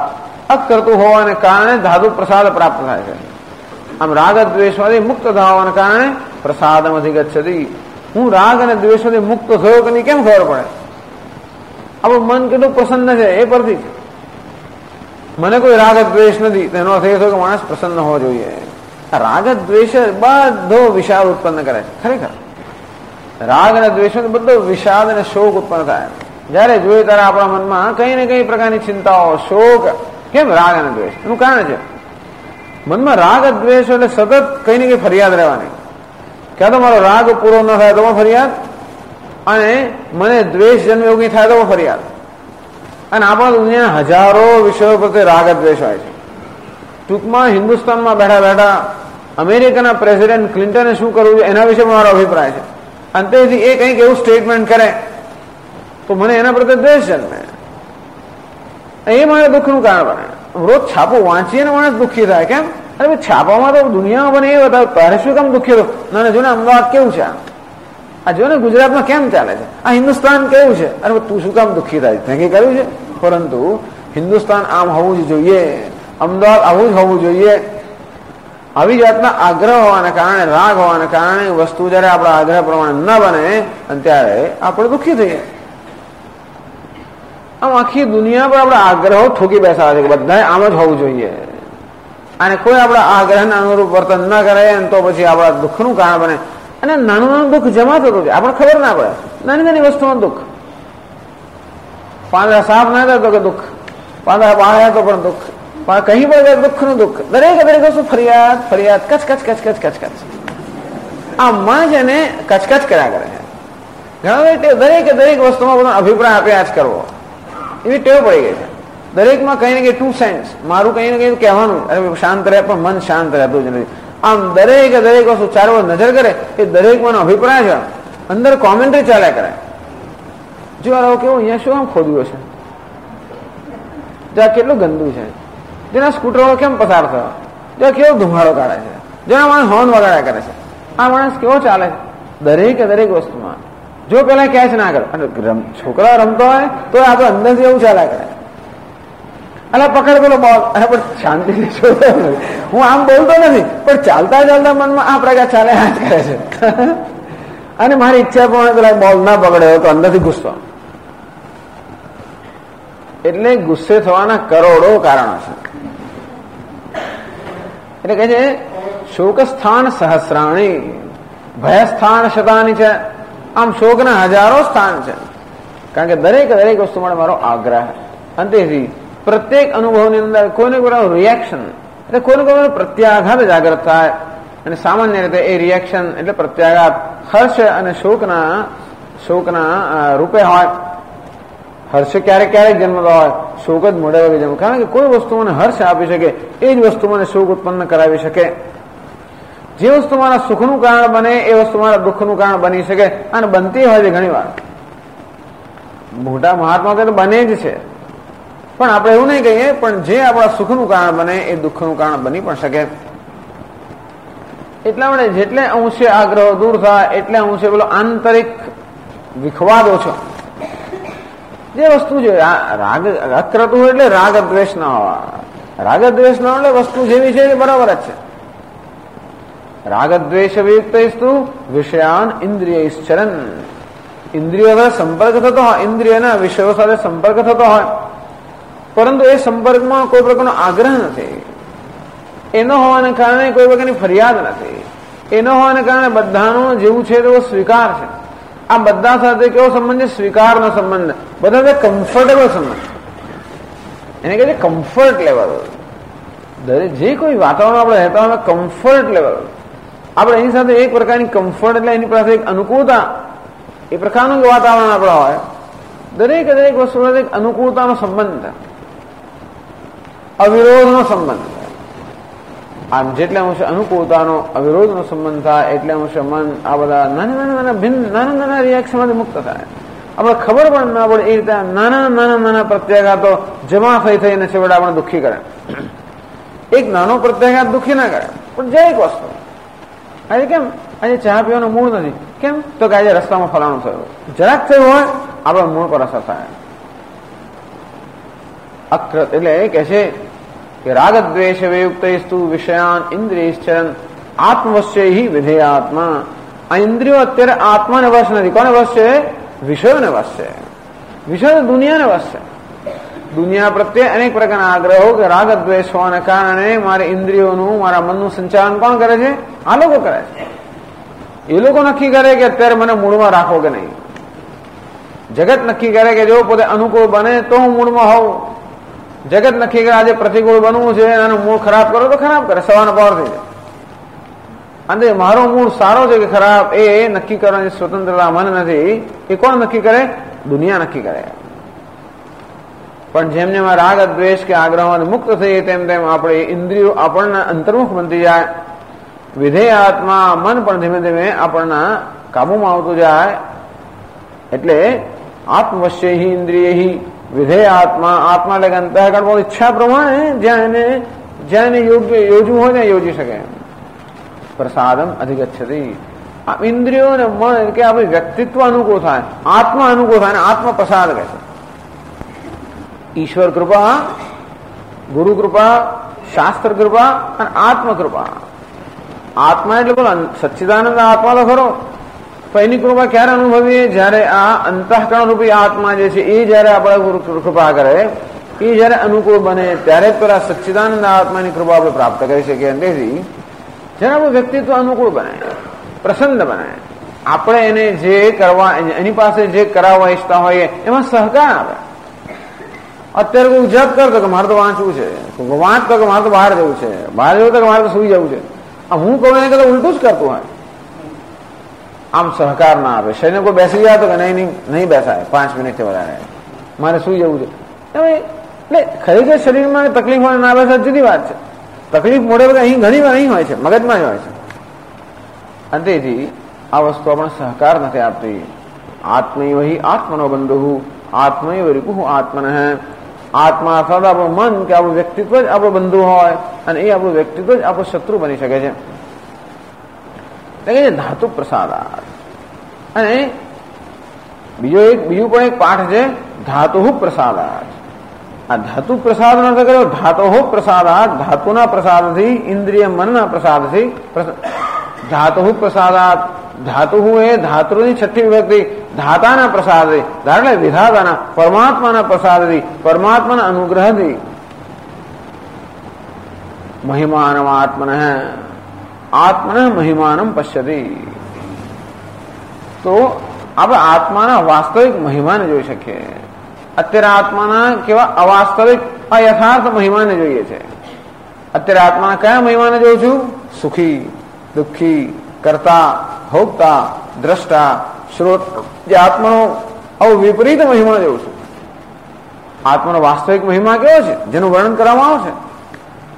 મહાનતમ વિહુ આત્માનમ સર્વવ્યાપી, સર્વાત્મા છું. કેવો મહિમા છે? સર્વાત્મા. હું સર્વનો આત્મા છું, અર્થાત હું સર્વવ્યાપી છું, એટલે કે હું અપરિચ્છિન્ન છું. હું કોઈ પણ ઉપાધિની મર્યાદાથી મર્યાદિત નથી. સર્વ ઉપાધિમાં હોવા છતાં પણ સર્વ ઉપાધિની મર્યાદાથી રહિત આવો મહિમા આત્મન. એટલે ખરેખર તો આત્મન મહિમાનમ પશ્યતિ, તમ આત્માનમ અકૃતુ પશ્યતિ, તસ્ય આત્મન મહિમાનમ પશ્યતિ. પછી આત્મન મહિમાનમ પશ્યતિ. કેવો મહિમા છે શંકરાચાર્ય સમજાવે છે છેલ્લી પંક્તિમાં, આયેષામ ધાતુનામ પ્રસાદાત આત્મન મહિમાનમ કર્મ નિમિત્ત વૃદ્ધિક્ષય રહિતમ મહિમાનમ. કે બહુ વિચિત્ર વ્યાખ્યા આવે છે. કર્મ નિમિત્ત વૃદ્ધિક્ષય રહિતમ મહિમાનમ. મહિમા, આત્માનો મહિમા કેવો છે? કર્મથી જેના વૃદ્ધિ પણ ના થાય અને ક્ષય પણ ના થાય. એશ નિત્યો મહિમા બ્રાહ્મણસ્ય ન વર્તતે કર્મણાનો કનિયાન. એવું વાક્યને ધ્યાનમાં રાખીને આવું લખે છે. બૃહદારણ્યક ઉપનિષદમાં કહે છે, એશ નિત્યો મહિમા બ્રાહ્મણસ્ય. આ બ્રાહ્મણનો નિત્ય મહિમા છે. બ્રાહ્મણ એટલે બ્રહ્મજ્ઞાની. આ બ્રહ્મજ્ઞાની કે બ્રહ્મવિદ પુરુષનો નિત્ય મહિમા છે. એનો મહિમા નિત્ય છે. નિત્ય એટલે શું? ન વર્તતે કર્મણાનો કનિયાન. જે મહિમામાં કર્મથી વૃદ્ધિ પણ થતી નથી, કે જે મહિમામાં કર્મથી ક્ષય પણ થતો નથી. અત્યારે મારો મહિમા કેવો છે? હું ધનવાન છું, સંપન્ન છું, પ્રતિષ્ઠિત છું, સત્તાવાન છું. આ પ્રકારે મારો મહિમા છે. હું સારું કર્મ કરું કે યોગ્ય કર્મ કરું તો સત્તામાં, પ્રતિષ્ઠામાં, એ રૂપી મહિમામાં વૃદ્ધિ થાય. અને કદાચ કોઈ અયોગ્ય કર્મ કરું તો મારી પ્રતિષ્ઠાને કે સંપત્તિને હાનિ પર પહોંચે. આમ આત્માનો એક ઔપાધિક મહિમા છે. ઔપાધિક મહિમા ઉપાધિને કારણે પ્રાપ્ત થયેલો મહિમા. અત્યારે જે પ્રકારના મહિમાનો કે મોટાપણાનો અનુભવ કરી ગયો છે, ઔપાધિક મહિમા, ઉપાધિને કારણે પ્રાપ્ત થયેલો મહિમા. આમ સત્તા, પ્રતિષ્ઠા, બળ, વીર્ય આ બધું છે ઉપાધિના ધર્મ છે. એ ઉપાધિનો મહિમા આપણે કર્મ કરીએ તો વધે પણ ખરો, અને કશું ખરાબ કર્મ કરીએ તો એનો ક્ષય પણ થાય. આત્માનો મહિમા કેવો છે? ઉપાવૃદ્ધિ અને ક્ષયથી રહિત. એટલે કે કારણ કે એ નિરુપાધિક આત્મા છે. આ નિરુપાધિક આત્માનો નિરુપાધિક મહિમા અથવા નિરુપાધિક આત્માનો મહિમા, જેનો મહિમા આ ઉપાધિ પર આધારિત નથી, જેનો મહિમા ઉપાધિના વૃદ્ધિ ક્ષય પર આધારિત નથી. વૃદ્ધિ ક્ષય કોના થતા હોય? શરીર ના થાય, મન બુદ્ધિ ના થાય. કર્મ નિમિત્ત વૃદ્ધિ ક્ષય શરીરાદે આત્મન તદ્રાહિત્યમ. શરીર વગેરેના વૃદ્ધિને ક્ષય, શરીરમાં બુદ્ધિના વૃદ્ધિને ક્ષય કર્મથી થાય. સામાન્ય રીતે આ ઉપાધિમાં અહમભાવ હોવાને કારણે ઉપાધિના મહિમામાં વૃદ્ધિ થાય તો હું એમ માનું છું કે મારા મહિમામાં વૃદ્ધિ થઈ. તેથી આ મારા આ ઉપાધિ છે એની કોઈ પૂજા કરે તો મારી પૂજા થઈ, એને કોઈ માન આપે મને માન મળ્યું, એનું કોઈ અપમાન કરે મારું અપમાન થયું. અને તેથી ઉપાધિ સાથે તાદાત્મ્ય હોવાને કારણે આ મહિમા સતત વૃદ્ધિ અને ક્ષય ને અધીન છે. ત્યારે આત્મા જે ઉપાધિ રહિત છે એનો મહિમા કેવો છે? ન વર્ધતે કર્મણાનો કનિયાન. આત્મા નિરુપાધિક હોવાને કારણે એના મહિમામાં વૃદ્ધિ કે ક્ષય કઈ થતું નથી. કર્મ નિમિત્ત વૃદ્ધિ ક્ષય રહિતમ પશ્યતિ. એટલે કર્મથી જે વૃદ્ધિ ને ક્ષય થતો હોય એના જે રહિત જે મહિમા છે પશ્યતિ, એવા મહિમાના દર્શન કરે છે. કેવી રીતે? આયમ અહમ અસ્મિ સાક્ષાત જ્ઞાનાદિ.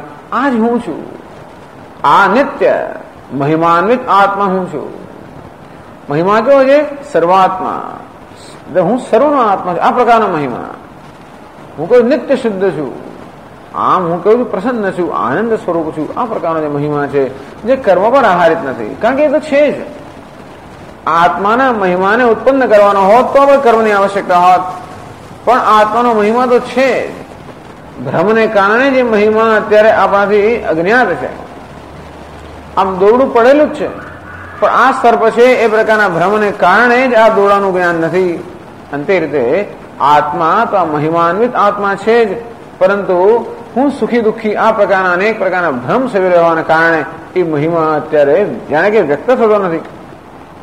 અંતેથી એ આવરણ જયારે દૂર થાય ભ્રમનું, ત્યારે આત્માનો જે વાસ્તવિક મહિમા છે પ્રકાશિત થાય. અયમ અહમસ્મી, આ જ હું છું. એથી સાક્ષાત જ્ઞાનાદિ, આ પ્રકારના સાક્ષાત જ્ઞાન થાય છે. અને એને કારણે તતઃ વિદ શોકો ભવતી, આ પ્રકારના આત્માના વાસ્તવિક મહિમાને જાણે, પોતાના ડાયમેન્શન, પોતાની વ્યાપકતાને આપણે જાણતા નથી. આપણા પોતાના વ્યાપને આપણે જાણતા નથી. આપણે કોણ છીએ આપણે જાણતા નથી. કોઈ કે ઘણી વાર કે તમે કોણ છો તમે જાણતા નથી, એટલે એ તો વ્યવહારિક અર્થમાં કહેવામાં આવે છે. ઘણી વાર આપણી અંદરની શક્તિઓ વગેરે વિશે આપણે ન જાણતા હોય તો બીજો પારખી શકે, પણ તે રીતે આપણા વાસ્તવિક સ્વરૂપ વિશે આપણે જાણતા નથી, અને એને કારણે જ બધો શોક છે. તતઃ વીત શોકો ભવતી, માત્ર આત્માના મહિમાને કે સ્વરૂપને જાણવાથી જો મનુષ્ય શોકમાંથી મુક્ત થતો હોય, એનો અર્થ એ થયો કે આ બધો શોક આત્માના મહિમાને કે સ્વરૂપને ન જાણવાથી જ છે ને. આમ પોતાના વાસ્તવિક મહિમાને, પોતાની મહાનતાને ન જાણવાને કારણે જ આ મનુષ્ય બિચારો દુઃખી થાય છે. જેમ સાગર કૂદવાની જયારે પ્રસંગ આવ્યો ત્યારે બધા વાનરો અને રીંછો આ બધા લોકો મસલત કર્યા અંદર કે રાવણ તો સીતાજીનું અપહરણ કરી ગયો છે અને સીતાજી લંકામાં છે, અને કેવી રીતે આ સમુદ્રને પાર કરો, સમય તો છે નહીં આપણી પાસે, પુલ બાંધવાનો એવું કરવાનો સમય નથી, એટલે છલાંગ મારીને કૂદી જવું પડે. કોણ કૂદી શકે? જેનામાં શક્તિ હોય તે. તો બધા પોતપોતાની શક્તિની પોતાની શક્તિ વિશે વાત કરતા હતા કે હું તો આટલું કૂદી જવું, પેલો હું આટલું કૂદી જવું, હું તો 50 યોજન કૂદી જવું, હું તો 75 યોજન કૂદી જવું, કોઈ હું 100 યોજન કૂદી જવું પાછો ના આવો, પેલો કે હું તો કૂદું પછી કેટલા યોજનની કઈ ગણતરી જ ના રહે, એટલે હું તો 100 ના કહી શકું.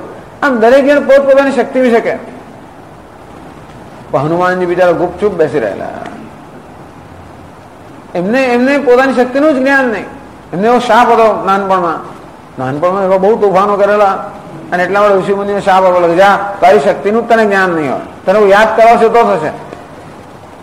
એમાં જીવને બિચારા શાપ છે કે જા તારા મહિમાનું તને જ્ઞાન નહીં હોય, અને તને કોઈ યાદ કરાવશે ત્યારે જ તને જ્ઞાન થશે. અને તેથી જયારે જામવાનને ખબર હતી એટલે હનુમાનજી પાસે જઈને કહે કે તમે કેમ શાંત બેઠા છો, કે મારામાં તો કોઈ શક્તિ છે નહીં, હું તો આ કઈ કરી શકું એમ છું. કોણે કહ્યું નથી? એમ કરીને યાદ દેવડાવ્યું કેટલી શક્તિ તમારામાં છે. અંતરે તર ઉભા રહી ગયા. અંતે રીતે આ મહિમા, આત્માનો મહિમા આપણો દ્રષ્ટાંત પ્રસિદ્ધ છે. પેલું ઘેટું બિચારું સિંહનું બચ્ચું ઘેટાઓની વચ્ચે ઉછરી અને માને છે કે હું તો ઘેટું જ છું. એને કહેવામાં આવ્યું કે તું ઘેટું નથી, સિંહ છે. અને પાણી પાસે લઈ ગયા, અંદર જો તારો મોં જોયું, અમારી તરફ જો, કેવું લાગે? તમારો મારા જેવું જ છે, મારું મોં તમારા જેવું છે. તો ઘેટું છું કે સિંહ છે? તો હું તમારા જેવું છે. હું કોણ છું? કે સિંહ. તો તું કોણ છે? હું પણ સિંહ છું. પછી મોટી એક ગર્જના કરે. અંતે રીતે પોતાના મહિમાનું જ્ઞાન નથી. સિંહ પોતાને ઘેટું માનતો હોય તો કેવું કહેવાય? અંતે રીતે એટલે પશ્યતિ વીત શોક. આમ પોતાના વાસ્તવિક મહિમાનું જયારે જ્ઞાન થાય કે હું કેવો મહાન છું, મહાન પેલી પણ સૌપાધિક મહાનતા કે અપેક્ષિત મહાનતા નહીં, નિરુપાધિક મહાન છું. મારે કારણે સર્વ મહાન છે, મારે કારણે અણુ પણ અણુ છે અને મહાન પણ મહાન છે. સૂર્ય પણ કોને કારણે? મારે કારણે. યદાદિત્ય ગદમ તેજ જગત ભાષય દેખિલમ યચ્ચંદ્રમસી યચ્ચાગ્નો તત્તેજો વિદ્ધિમામકમ ભગવાનમ બહુ. ભગવાન એકદમ વિશ્વાસપૂર્વક કહે છે કે અર્જુન, સૂર્યમાં, ચંદ્રમાં, અગ્નિમાં જે બધું તેજ છે, જે તેજથી સમગ્ર જગત પ્રકાશિત થાય, એ મારું તેજ છે. ગામાવિશ્ય ભૂતાની ધારયામ્યહમ ઓજસા. આ પૃથ્વીમાં જગતમાં પ્રવેશ કરીને મારા બળથી સમગ્ર જગતને હું ધારણ કરું છું. આવું તો મહિમા છે. મહિમાનો અર્થ નહીં કે આપણે હરક્યુલસ થઈ જઈશું, એવું નથી. આ તે થઈ રહ્યું છે એનું જ જ્ઞાન. આ ચૈતન્ય કોઈ પ્રકારના હાથ વગર ધારણ કરે. વિચાર કરો, આ પાણી પાદો જવનો ગ્રહિતા પશ્યત્ય ચક્ષુ સશુણોત્ય કર્ણ. આ પાણી પાદ હે, હાથ ન હોવા છતાં પણ બધું ગ્રહણ કરે છે, પગ ન હોવા છતાં પણ બધે ગતિ કરે છે, ચક્ષુ ન હોવા છતાં પણ બધું જુએ છે, કાન ન હોવા છતાં પણ બધું સાંભળે છે. આવો મહિમા વીત શોક હે. આવું જરા મહિમાનું જ્ઞાન થાય. સાક્ષાત અયમ અહમ અસ્મિ, આ હું છું. એટલે સાક્ષાત પશ્યતિ વિજાનાતિ. આવું જયારે સાક્ષાત પોતાના મહિમાનું જ્ઞાન થાય હિત શોકો ભવતી. બસ આ જ હું છું, આ હું છું, બસ પછી શોકને કોઈ કારણ રહેતું જ નથી. અર્થાત આ પ્રકારના વાસ્તવિક મહિમાને ન જાણવાથી જે મહિમા છે, જે મહિમા વિદ્યમાન છે એ ન જાણતા હોવાને કારણે બધો શોક છે. શેને માટેનો શોક છે? હું અલ્પ છું. બધો શોક અલ્પતાની લાગણીમાંથી જ જન્મે છે. હું તો તણખલું છું, તુચ્છ છું, અલ્પ છું, કઈ જ નથી. ભલે ને ગમે તેટલા બળવાન હોય તો પણ દારાસિંહને પણ લાગે હું તો તુચ્છ છું. કદાચ શરીર દ્રષ્ટિએ તુચ્છ ના હોય તો બીજી કશી દ્રષ્ટિએ તુચ્છ હોય. શરીર મોટું હોય તો મન પણ મોટું હોય તો કદાચ એ દ્રષ્ટિએ કશીક ને કશી દ્રષ્ટિએ તુચ્છતા લાગે માણસને. આમ પોતાની જાતને તુચ્છ માનવી, અલ્પ માનવી, દીનહીન માનવી, બસ એ જ બધા શોકનું કારણ છે. અને એમ કેમ માનીએ છીએ? કારણ કે આત્મા જે મહિમા છે એનું જ્ઞાન નથી. મહિમાનમ પશ્યતિ તતઃ વીત શોકો ભવતી. આમ પોતાના સ્વરૂપભૂત મહિમાને જાણીને અજ્ઞાની પુરુષ શોકમાંથી મુક્ત થાય છે. નહીતર કે છે 62 પાના પર, અન્યથા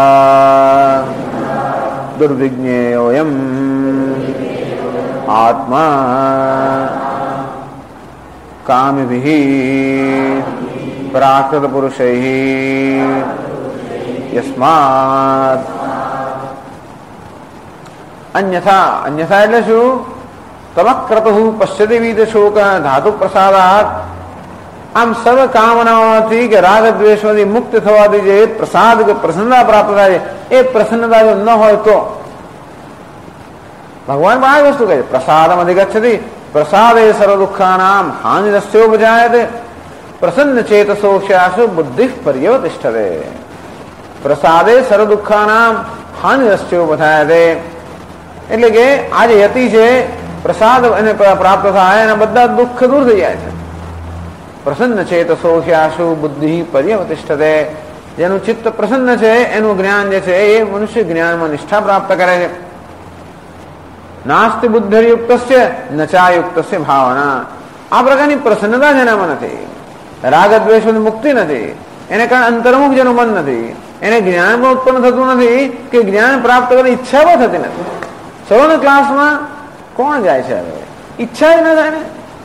આમ આ વસ્તુની ઈચ્છા પણ ન થાય. નાસ્તિ બુદ્ધિ અયુક્તસ્ય ન ચ અયુક્તસ્ય ભાવના. ભાવના એટલે અભિનિવેશ, આત્મા પ્રત્યે પ્રેમ. આ જ્ઞાન પ્રેમ પણ ઉત્પન્ન ન થાય. એના પ્રત્યે પ્રેમ ઉત્પન્ન ન થાય તો મનુષ્ય પ્રયત્ન પણ કેમ કરે? અને પ્રયત્ન પણ ન કરે તો જ્ઞાન થાય પણ કેમ? એટલે શાસ્ત્ર માટે પ્રેમ ઉત્પન્ન થવા માટે પણ અંતઃકરણ શુદ્ધ જોઈએ. ઘણા અંશે શુદ્ધ હોય તો પણ વરસ પડે. સવારમાં કોણ આવે? ઊંઘવાનું છોડીને બીજા કેટલાય બધા કાર્યક્રમો ચાલતા છે, રેડિયો પર, ટીવી પર, બધું છોડીને, છાપા બધું છોડીને કોઈ સવારમાં માથાકૂટ માટે આવે? ત્યારે જ આવી શકાય જ્યારે આમાં પ્રેમ હોય. અને એ ત્યારે જ હોય જ્યારે અંતઃકરણમાં કેટલીક અંશે તો શુદ્ધિ હોય. અને તેથી અંતઃકરણ શુદ્ધિને કારણે જે પ્રકારની પ્રસન્નતા કે અનુકૂળતા પ્રાપ્ત થાય છે એવી વ્યક્તિત્વની કે આત્માની અનુકૂળતા કે પ્રસન્નતા પ્રાપ્ત ન કરી હોત તો અન્યથા આત્મા દુર્વિજ્ઞ. અયમ આત્મા દુર્વિજ્ઞ. આત્મા જાણવું અત્યંત મુશ્કેલ છે. એનું જ્ઞાન પ્રાપ્ત કરવું સરળ નથી. કેમ? કામભિઃ પ્રાકૃતૈઃ પુરુષૈઃ. પ્રાકૃતૈઃ પુરુષૈઃ કામભિઃ. જે અનેક પ્રકારની કામનાઓ ધરાવે છે અને અનેક પ્રકારની કામનાઓ હોવાને કારણે અનેક પ્રકારના રાગ દ્વેષ. કામના એટલે જ રાગ દ્વેષ. કોષનું કામના કેમ થાય? મને આ જ જોઈએ ને પેલું ન જોઈએ, આને પ્રત્યે રાગ, પેલા પ્રત્યે દ્વેષ. અનેક પ્રકારની કામનાઓ કે રાગ દ્વેષ ધરાવનારા પ્રાકૃત બુદ્ધિના મનુષ્ય વડે આ આત્મા જાણવો જરા પણ સરળ નથી. યસ્માત, કારણ કે કેમ સરળ નથી એનું કારણ હવે પછીના મંત્રમાં આપે છે. આત્માને જાણવો અત્યંત કઠિન છે. કેમ? જો આંતરિક અધિકારિત્વ પ્રાપ્ત ન કર્યું હોય તો આત્માને જાણવું અત્યંત કઠિન છે. કેમ? એનું કારણ 21મા મંત્રમાં આવે છે. આસીનો દૂરમ વ્રજતી શયાનો યાતિ સર્વતઃ કસ્તમ મદામદમ દેવમ मदन्यो ज्ञातुमर्हति।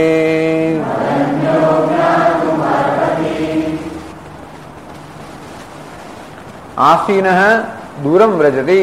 आसीन એટલે બેઠેલો છે, જે બેઠેલો છે દૂરમ વ્રજતિ, બહુ દૂર જાય છે. બેઠેલો હોવા છતાં પણ જે દૂર જાય છે. શયાનઃ યાતિ સર્વતઃ. શયાન એટલે સૂતેલો છે છતાં પણ સર્વતઃ યાતિ, બધી જગ્યાએ જાય છે. બેઠેલો અથવા નિશ્ચલ હોવા છતાં પણ જે સર્વત્ર જાય છે, અને સૂતેલો હોવા છતાં પણ જે બધે પ્રસરેલો છે. આવા વિરુદ્ધ ધર્મ થયા. આત્મા કેવો છે? વિરુદ્ધ ધર્મનો આશ્રય છે. એક બાજુ જોવા જઈએ તો આત્મા કેવો છે? અચલ છે. બીજી બાજુ જોઈએ તો આત્મા કેવો છે? ચલાયમાન છે. તદેયતિ તન્નયતિ, તદ્દૂરે તદુ અંતિકે, તદંતરસ્ય સર્વસ્ય તદુ સર્વસ્યાસ્ય બાહ્યતઃ. તદેયતિ તન્નયતિ, એ જ અચલ છે અને એ જ ચલાયમાન છે. તદેયતિ, એ જ ચલાયમાન છે. તન્નયતિ, એ જ અચલ છે. તદ્દૂરે તદુ અંતિકે, એ જ દૂર છે અને એ જ વળી નજીક છે. તદંતરસ્ય સર્વસ્ય તદુ સર્વસ્યાસ્ય બાહ્યતઃ. આ બધી વસ્તુની અંદર છે અને સાથે સાથે બધાની બહાર છે. સબાહ્યાભ્યંતર, જે બાહ્યના અભ્યંતર એક સાથે કે યુગપદ, જે બહાર પણ છે અને અંદર પણ છે. ચલાયમાન પણ છે ને અચલ પણ છે. દૂર પણ છે ને નજીક પણ છે. આવો આત્મા કયો છે? વિરુદ્ધ ધર્મ વાળો. નમો નિધિષ્ઠાય પ્રિયતમ દવિષ્ઠાય છે નમઃ. નિધિષ્ઠાય દવિષ્ઠ, અત્યંત નજીકમાં નજીકને પણ નમસ્કાર, અત્યંત દૂરમાં દૂરને પણ નમસ્કાર. નમો વશિષ્ઠાય પ્રિયદેન યવિષ્ઠાય છે નમઃ. નમઃ ક્ષોધિષ્ઠાય, તો ક્ષોધિષ્ઠાય ને અત્યંત સૂક્ષ્મ નમસ્કાર. મહાનમાં મહાનને પણ નમસ્કાર, વૃદ્ધમાં વૃદ્ધને પણ નમસ્કાર, યુવાનમાં યુવાનને પણ નમસ્કાર. આમ એક જ આત્મા આવા અનેક વિરુદ્ધ ધર્મ ધરાવતો હોવાને કારણે એ જાણવું અત્યંત કઠિન છે. એટલે એમાં કે કસ્તમ મદામદમ દેવમ મદન્યો જ્ઞાતુમર્હતિ. આ દેવ કહેવાય સ્વપ્રકાશ આત્મા. દેવ અર્થાત માયાવી, જે આવી પ્રકારની માયાને કારણે, માયા એટલે દેવનો અર્થ એવો ક્રીડા કરનાર પણ થાય. માયાવી, આમ જે પોતાની માયાના કારણે અનેક રૂપે ભાસે રહેલો આવો પરમાત્મા છે, એને પકડવો મુશ્કેલ છે. પકડવો અર્થાત એને પારખવો મુશ્કેલ છે. હમણાં આવો દેખાય, પછી પેલો દેખાય, આપણે પારખીને સમજ જ ના પડે કે કોણ છે આ માણસનો, કેવો સ્વભાવ છે. અત્યારે એકદમ હસતો ને પછી રડતો ને પછી હા જાજતું થયા જ કરતો હોય, ખબર જ ના પડે, પારખી ના શકીએ. તેમાં આત્મા સતત કેવો છે? વિરુદ્ધ ધર્મ હોવાના કારણે આ દેવને મદામદમ, મદ અમદ, મદ વાળો અને મદ રહિત નો, હર્ષ વાળો હર્ષ રહિત નો, આવો વિરુદ્ધ ધર્મો જે આત્મા છે. તમ દેવમ મદન્ય કહ જ્ઞાતુમર્હતિ. માયા સિવાય બીજો કોણ છે જેને જાણી શકે? યમરાજ કહે છે. આ બધું બહુ સાંભળે. હવે આપણે અવિરતનો ઘમંડ આપણે સાંભળતા નથી હોતા, પણ ભગવાન નથી કહેતા ઘણી વાર કે હું જ ક્રતું છું, હું જ આ છું, હું જ પેલું બધું હું છું. મામ એકમ શરણમ વેદ, મને તું શરણ થા. એમ જાણે કે આમ ભગવાન ઘમંડ કરતા, ઘમંડ નથી કરતા. મામ એકમ શરણમ વેદ, એ મામ એટલે કે આ ઉપહિત ઉપાધિ સહિતના આત્માને નહીં, પરંતુ નિરુપાધિક આત્માને. એટલે યમરાજા જ્ઞાનીની દ્રષ્ટિથી કહે છે કે મદ અન્ય, અમારા જેવા જ્ઞાની કે પંડિત હોય એમના સિવાય આવા અત્યંત વિરુદ્ધ ધર્મ ધરાવનારા આત્માને કોણ જાણી શકે? અર્થાત કોઈ ન જાણી શકે. એટલે કે આ પ્રકારની યોગ્યતા જેને પ્રાપ્ત ન કરી હોય એવો અનધિકારી જે છે, એવો અનધિકારી કોણ આત્મા જાણી શકે? કોઈ પણ ન જાણી શકે. એમ કરીને આ મંત્રમાં આત્માની દુર્વિજ્ઞેયતા અર્થાત આત્મા જાણવો કેટલો કઠિન છે એ બતાવે છે. ભાષ્યમાં કહે છે આસીન અવસ્થિત અચલ એવ સન્ન દૂરમ વ્રજતિ શયાનો યાતિ સર્વતઃ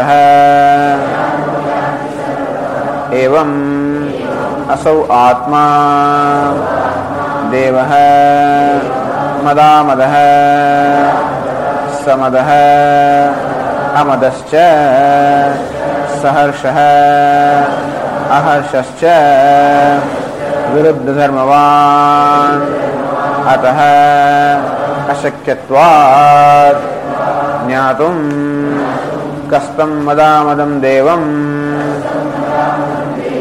મદન્યો જ્ઞાતુમર્હતિ.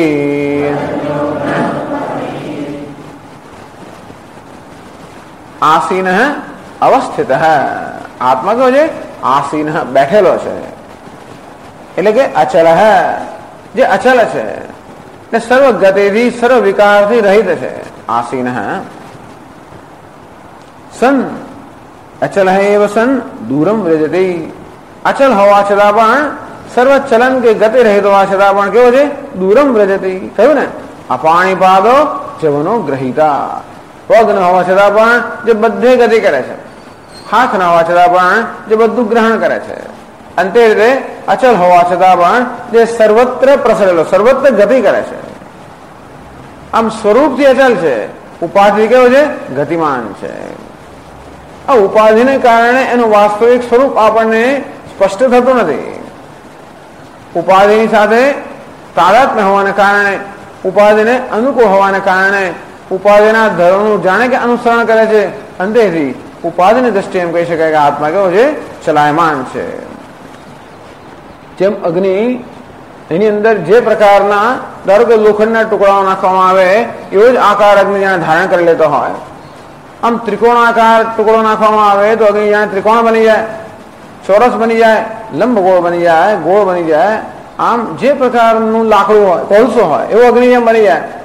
અંતે રીતે જે પ્રકારની ઉપાધિ હોય એવો આત્મા જાણે કે બની જાય છે. રૂપમ રૂપમ પ્રતિરૂપો બભુવ. પ્રત્યેક રૂપના જેવો જાણે કે થઈ ગયો છે. આમ આત્મા ઉપાધિને અનુકૂળ હોવાને કારણે, એટલે ભગવાન ઉપદ્રષ્ટા અનુમંતા છે, કોઈ ઉપાધિનો વિરોધ નથી કરતો. ઉપાધિ જેવી હોય તેવા તાદાત્મ્યને કારણે આત્મા જાણે કે એના જેવો બની જાય છે. અંતેથી ખરેખર ચલાયમાન કોણ છે? આ શરીર. શરીર આમથી તેમ જતું હોય, આપણે શું કહીએ? આત્મા આમથી તેમ ગયો. અને આમ વાસ્તવિક સ્વરૂપમાં અચલ હોવા છતાં પણ ઉપાધિના ધર્મને કારણે જે ચલાયમાન જણાય છે. એટલે આમ કહી શકાય અચલ એટલે શું છે? કે મનની અનેક પ્રવૃત્તિઓ થઈ રહી હોય, એ બધી પ્રવૃત્તિનો આત્મા સાક્ષી છે. આત્મા સાથે હું વાસ્તવમાં ચૈતન્ય કોણ છું? સાક્ષી. મનમાં અનેક પ્રકારના વિકારો, મનની અનેક પ્રકારની વૃત્તિઓ, સર્વનો હું સાક્ષી છું. સાક્ષી હોવાના કારણે કહું છું અચલ છું, કઈ ચલાયમાન નથી. અને છતાં પણ આ મન હજાર જગ્યાએ જાય છે. અહીં બેઠું બેઠું પણ મન કેટલી જગ્યાએ જતું હોય. કંઈક બહાર અવાજ આવે એટલે બહાર પહોંચી જાય, અને હોર્ન વાગે તો રસ્તા પર પહોંચી જાય. બસનો અવાજ આવે તો કઈ ભાવનગર પહોંચી જાય, કંઈક પહોંચી જાય. બસ યાદ આવે, હો આજે મારે બસ પકડવાની છે, ચલો કેટલા વાગ્યા વગેરે, તરત કંઈક ને કંઈક. એટલે મન ક્યાં ક્યાં પહોંચી જાય, બેઠું બેઠું અનેક જગ્યાએ પહોંચી જાય. આપણે કહો નહીં બેઠેલા છે, પણ નથી હોતો એવું. અને એક વિચાર આવ્યો અને ક્યાંક ગયું જ છે, કંઈક જોયું, કંઈક સાંભળ્યું, આમ ટેક ઓફ. જેમ પેલું જો રોકેટ જેમ જતું અહીંયા તેવી રીતે એક ક્ષણભરમાં મન ક્યાંનું ક્યાંય પહોંચી જાય. અને સાથે સાથે હું પણ જાણે ક્યાંનો ક્યાંય ના પહોંચી જતો હોવું એમ લાગે. આ મન સાથે તાદાત્મ્ય હોવાને કારણે મન જે સતત ગતિશીલ છે એની ગતિ જાણે કે આત્માની ગતિ હોય એમ કે છે. આસીન દૂરમ વ્રજતી. આત્મા આસીન અર્થાત અચલ હોવા છતાં પણ, એટલે મનની વૃત્તિઓનું સાક્ષી હોવા છતાં પણ એ મન સાથે તાદાત્મ્યને કારણે જાણે કે સર્વત્ર ગતિ ના કરી રહ્યો હોય. શયાન યાદ સર્વત. શયાન કોને કહેવાય? સૂતેલો. એટલે જાગ્રત ને ત્રણ અવસ્થાની વાત કરે છે કે જાગ્રત ને સ્વપ્ન અવસ્થાની અંદર આત્મા સાક્ષી છે, અચલ છે, ને છતાં પણ જાગ્રત સ્વપ્નમાં મન જે અનેક જગ્યાએ ગતિ કરતું હોય એની સાથે આત્મા જાણે ગતિ ના કરતો હોય. શયાન સુષુપ્તિમાં કેવું હોય છે કે સુષુપ્તિમાં બધી ઇન્દ્રિયો બધાની પ્રવૃત્તિઓ બંધ પડી જાય, શાંત થઈ જાય. ઇન્દ્રિયો અને મનની પ્રવૃત્તિઓ શાંત થઈ જાય અને ત્યારે કઈ આત્મા સૂઈ ગયો છે. આત્મા તો સૂતો નથી. શયાન આત્મા જાગતો નથી, ઊંઘતો નથી, કશું નથી કરતો. અને છતાં પણ જાગતો, સ્વપ્ન જોતો, સૂતેલો કેમ કહીએ છે? એ પણ આ મનરૂપી ઉપાધિના સંદર્ભમાં, અર્થાત જાગવું, ઊંઘવું, આ બધા કોના ધર્મ છે? મનના ધર્મ છે. એટલે એ સમજાવવા સ્વામીજી કે કોઈ પૂછે કે રાત્રે કેટલા વાગે સુઈ ગયો તું? તો કે 10:30 વાગે. બરોબર 10:30 વાગે સુઈ ગયો? તો હા સ્વામી બરોબર 10:30 વાગે. એટલે 10:30 ઘડિયાળ જો ને સુઈ ગયો? તો કે છેલ્લા 10:30 ટકોરા સાંભળ્યા. એ બરોબર છે. તો સૂતો ક્યારે? 10:30 ટકોરા સાંભળે એટલે 10:30 જાગતો હતો, સૂતો ક્યારે? ભાઈ તો સ્વામી કેમ કહેવાય? કારણ કે જયારે સૂતો હોઉં ત્યારે હું સમય જોતો ના જોઉં. અંતેથી હું જાગતો છું ક્યારે કહેવાય? જ્યાં સુધી ટકોરા સાંભળતો અર્થાત જ્યાં સુધી મન જાગ્રત હોય ત્યાં સુધી હું જાગ્રત છું. અને ખરેખર કોણ સૂઈ ગયું? મન ઊંઘી ગયું. જાગી પણ સવારે કોણ? મન જાગ્યો. આ ઊંઘવું એ પણ કોનો ધર્મ છે? મનની અવસ્થા છે. જાગવું એ પણ કોનો ધર્મ છે? એ પણ મનની અવસ્થા છે. સ્વપ્ન એ પણ કોની અવસ્થા છે? મનની અવસ્થા છે. આ સર્વ અવસ્થાઓથી રહિત આત્મા છે.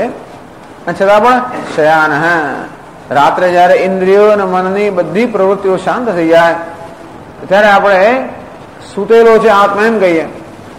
શયાન યાદ સર્વતઃ. અંતરે કોઈ પ્રકારનું જ્ઞાન હોતું નથી, કોઈ પ્રકારનું વિશેષ જ્ઞાન હોતું નથી. ત્યારે કહે છે કે યાદ સર્વતઃ, ત્યારે બધે પ્રસરેલો છે. ખરેખર જયારે હું ઊંઘતો હોઉં છું ત્યારે ક્યાં હોઉં છું? ઊંઘમાં હું ક્યાં હતો?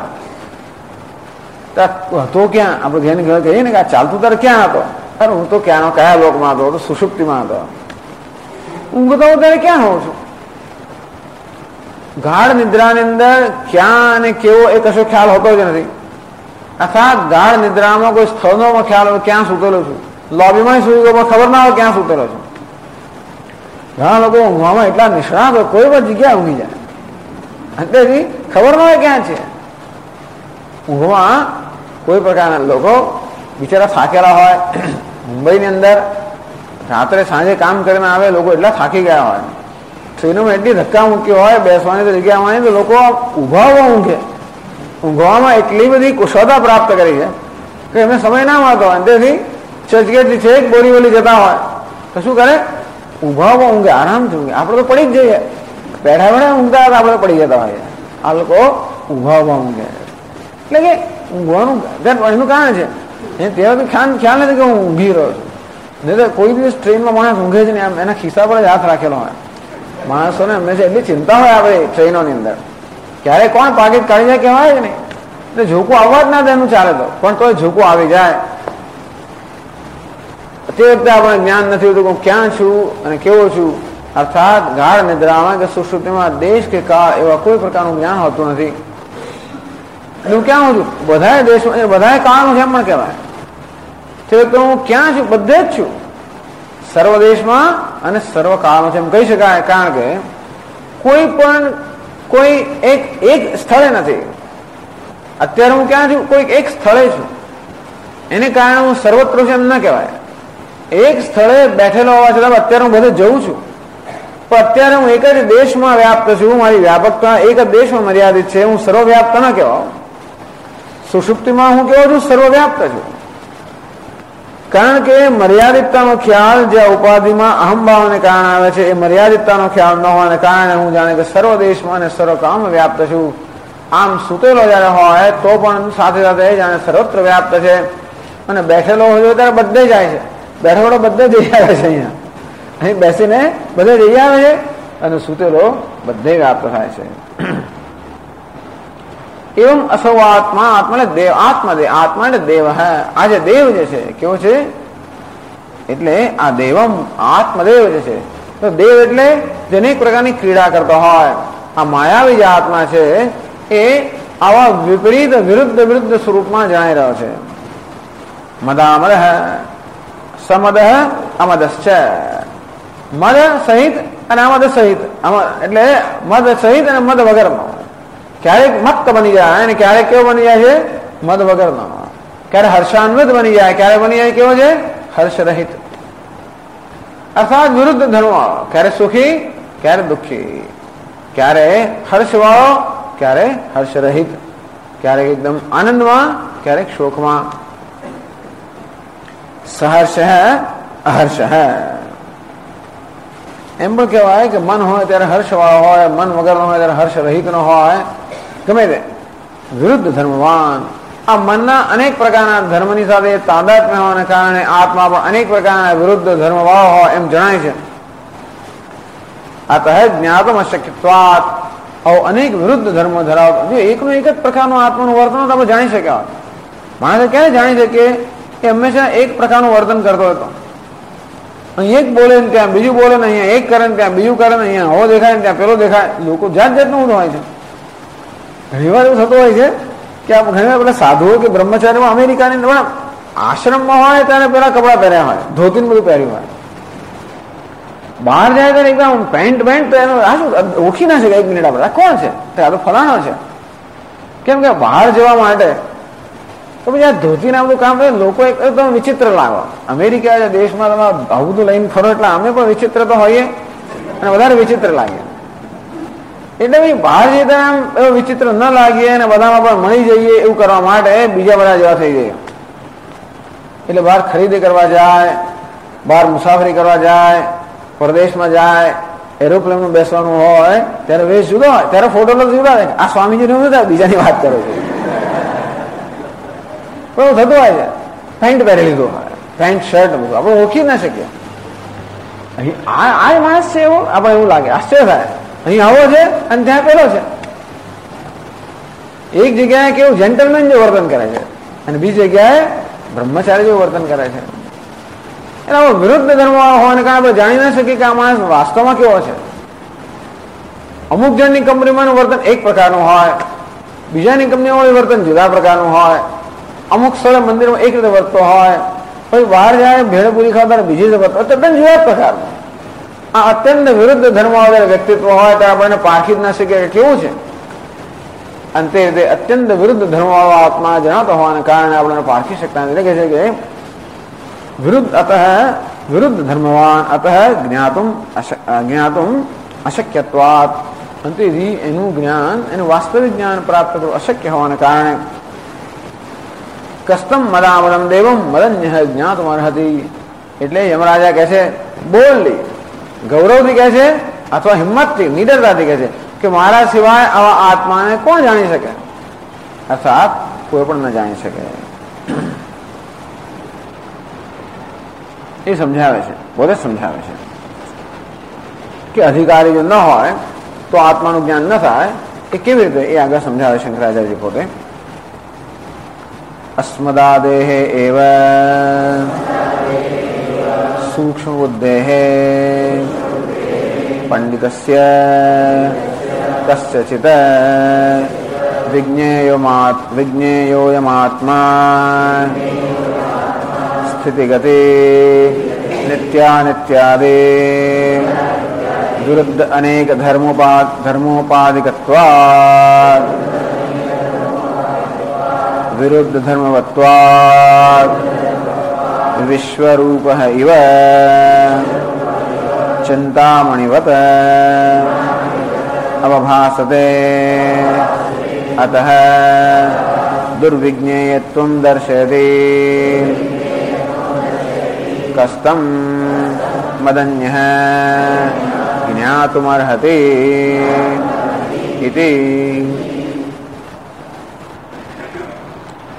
એટલે કે મારા સિવાય એટલે કે અસ્મદાદેહ સૂક્ષ્મ બુદ્ધેહે પંડિતસ્ય કસ્યચિત વિજ્ઞેયોયમ આત્મા. અયમ આત્મા આ પ્રકારનો વિરુદ્ધ ધર્મવાન આત્મા કસ્યચિત એવ વિજ્ઞેય. કોઈ તો એવો વિરલ મનુષ્ય હોય જે આત્માને જાણી શકે. મનુષ્યાણામ સહસ્રેષુ કશ્ચિદ યતતિ સિદ્ધે યતતા વિસિદ્ધાનામ કશ્ચિન મામ વેત્તિ તત્વતઃ. એટલે હજારોમાં કોઈ એ હોય જે આત્માને જાણવાનો પ્રયત્ન કરે અને એવા હજારો સાધકોમાં પણ કોઈ એવો વિરલ હોય જે આત્માને યથાર્થ રીતે જાણી શકે. કસ્યચિત એ શબ્દ વાપરીને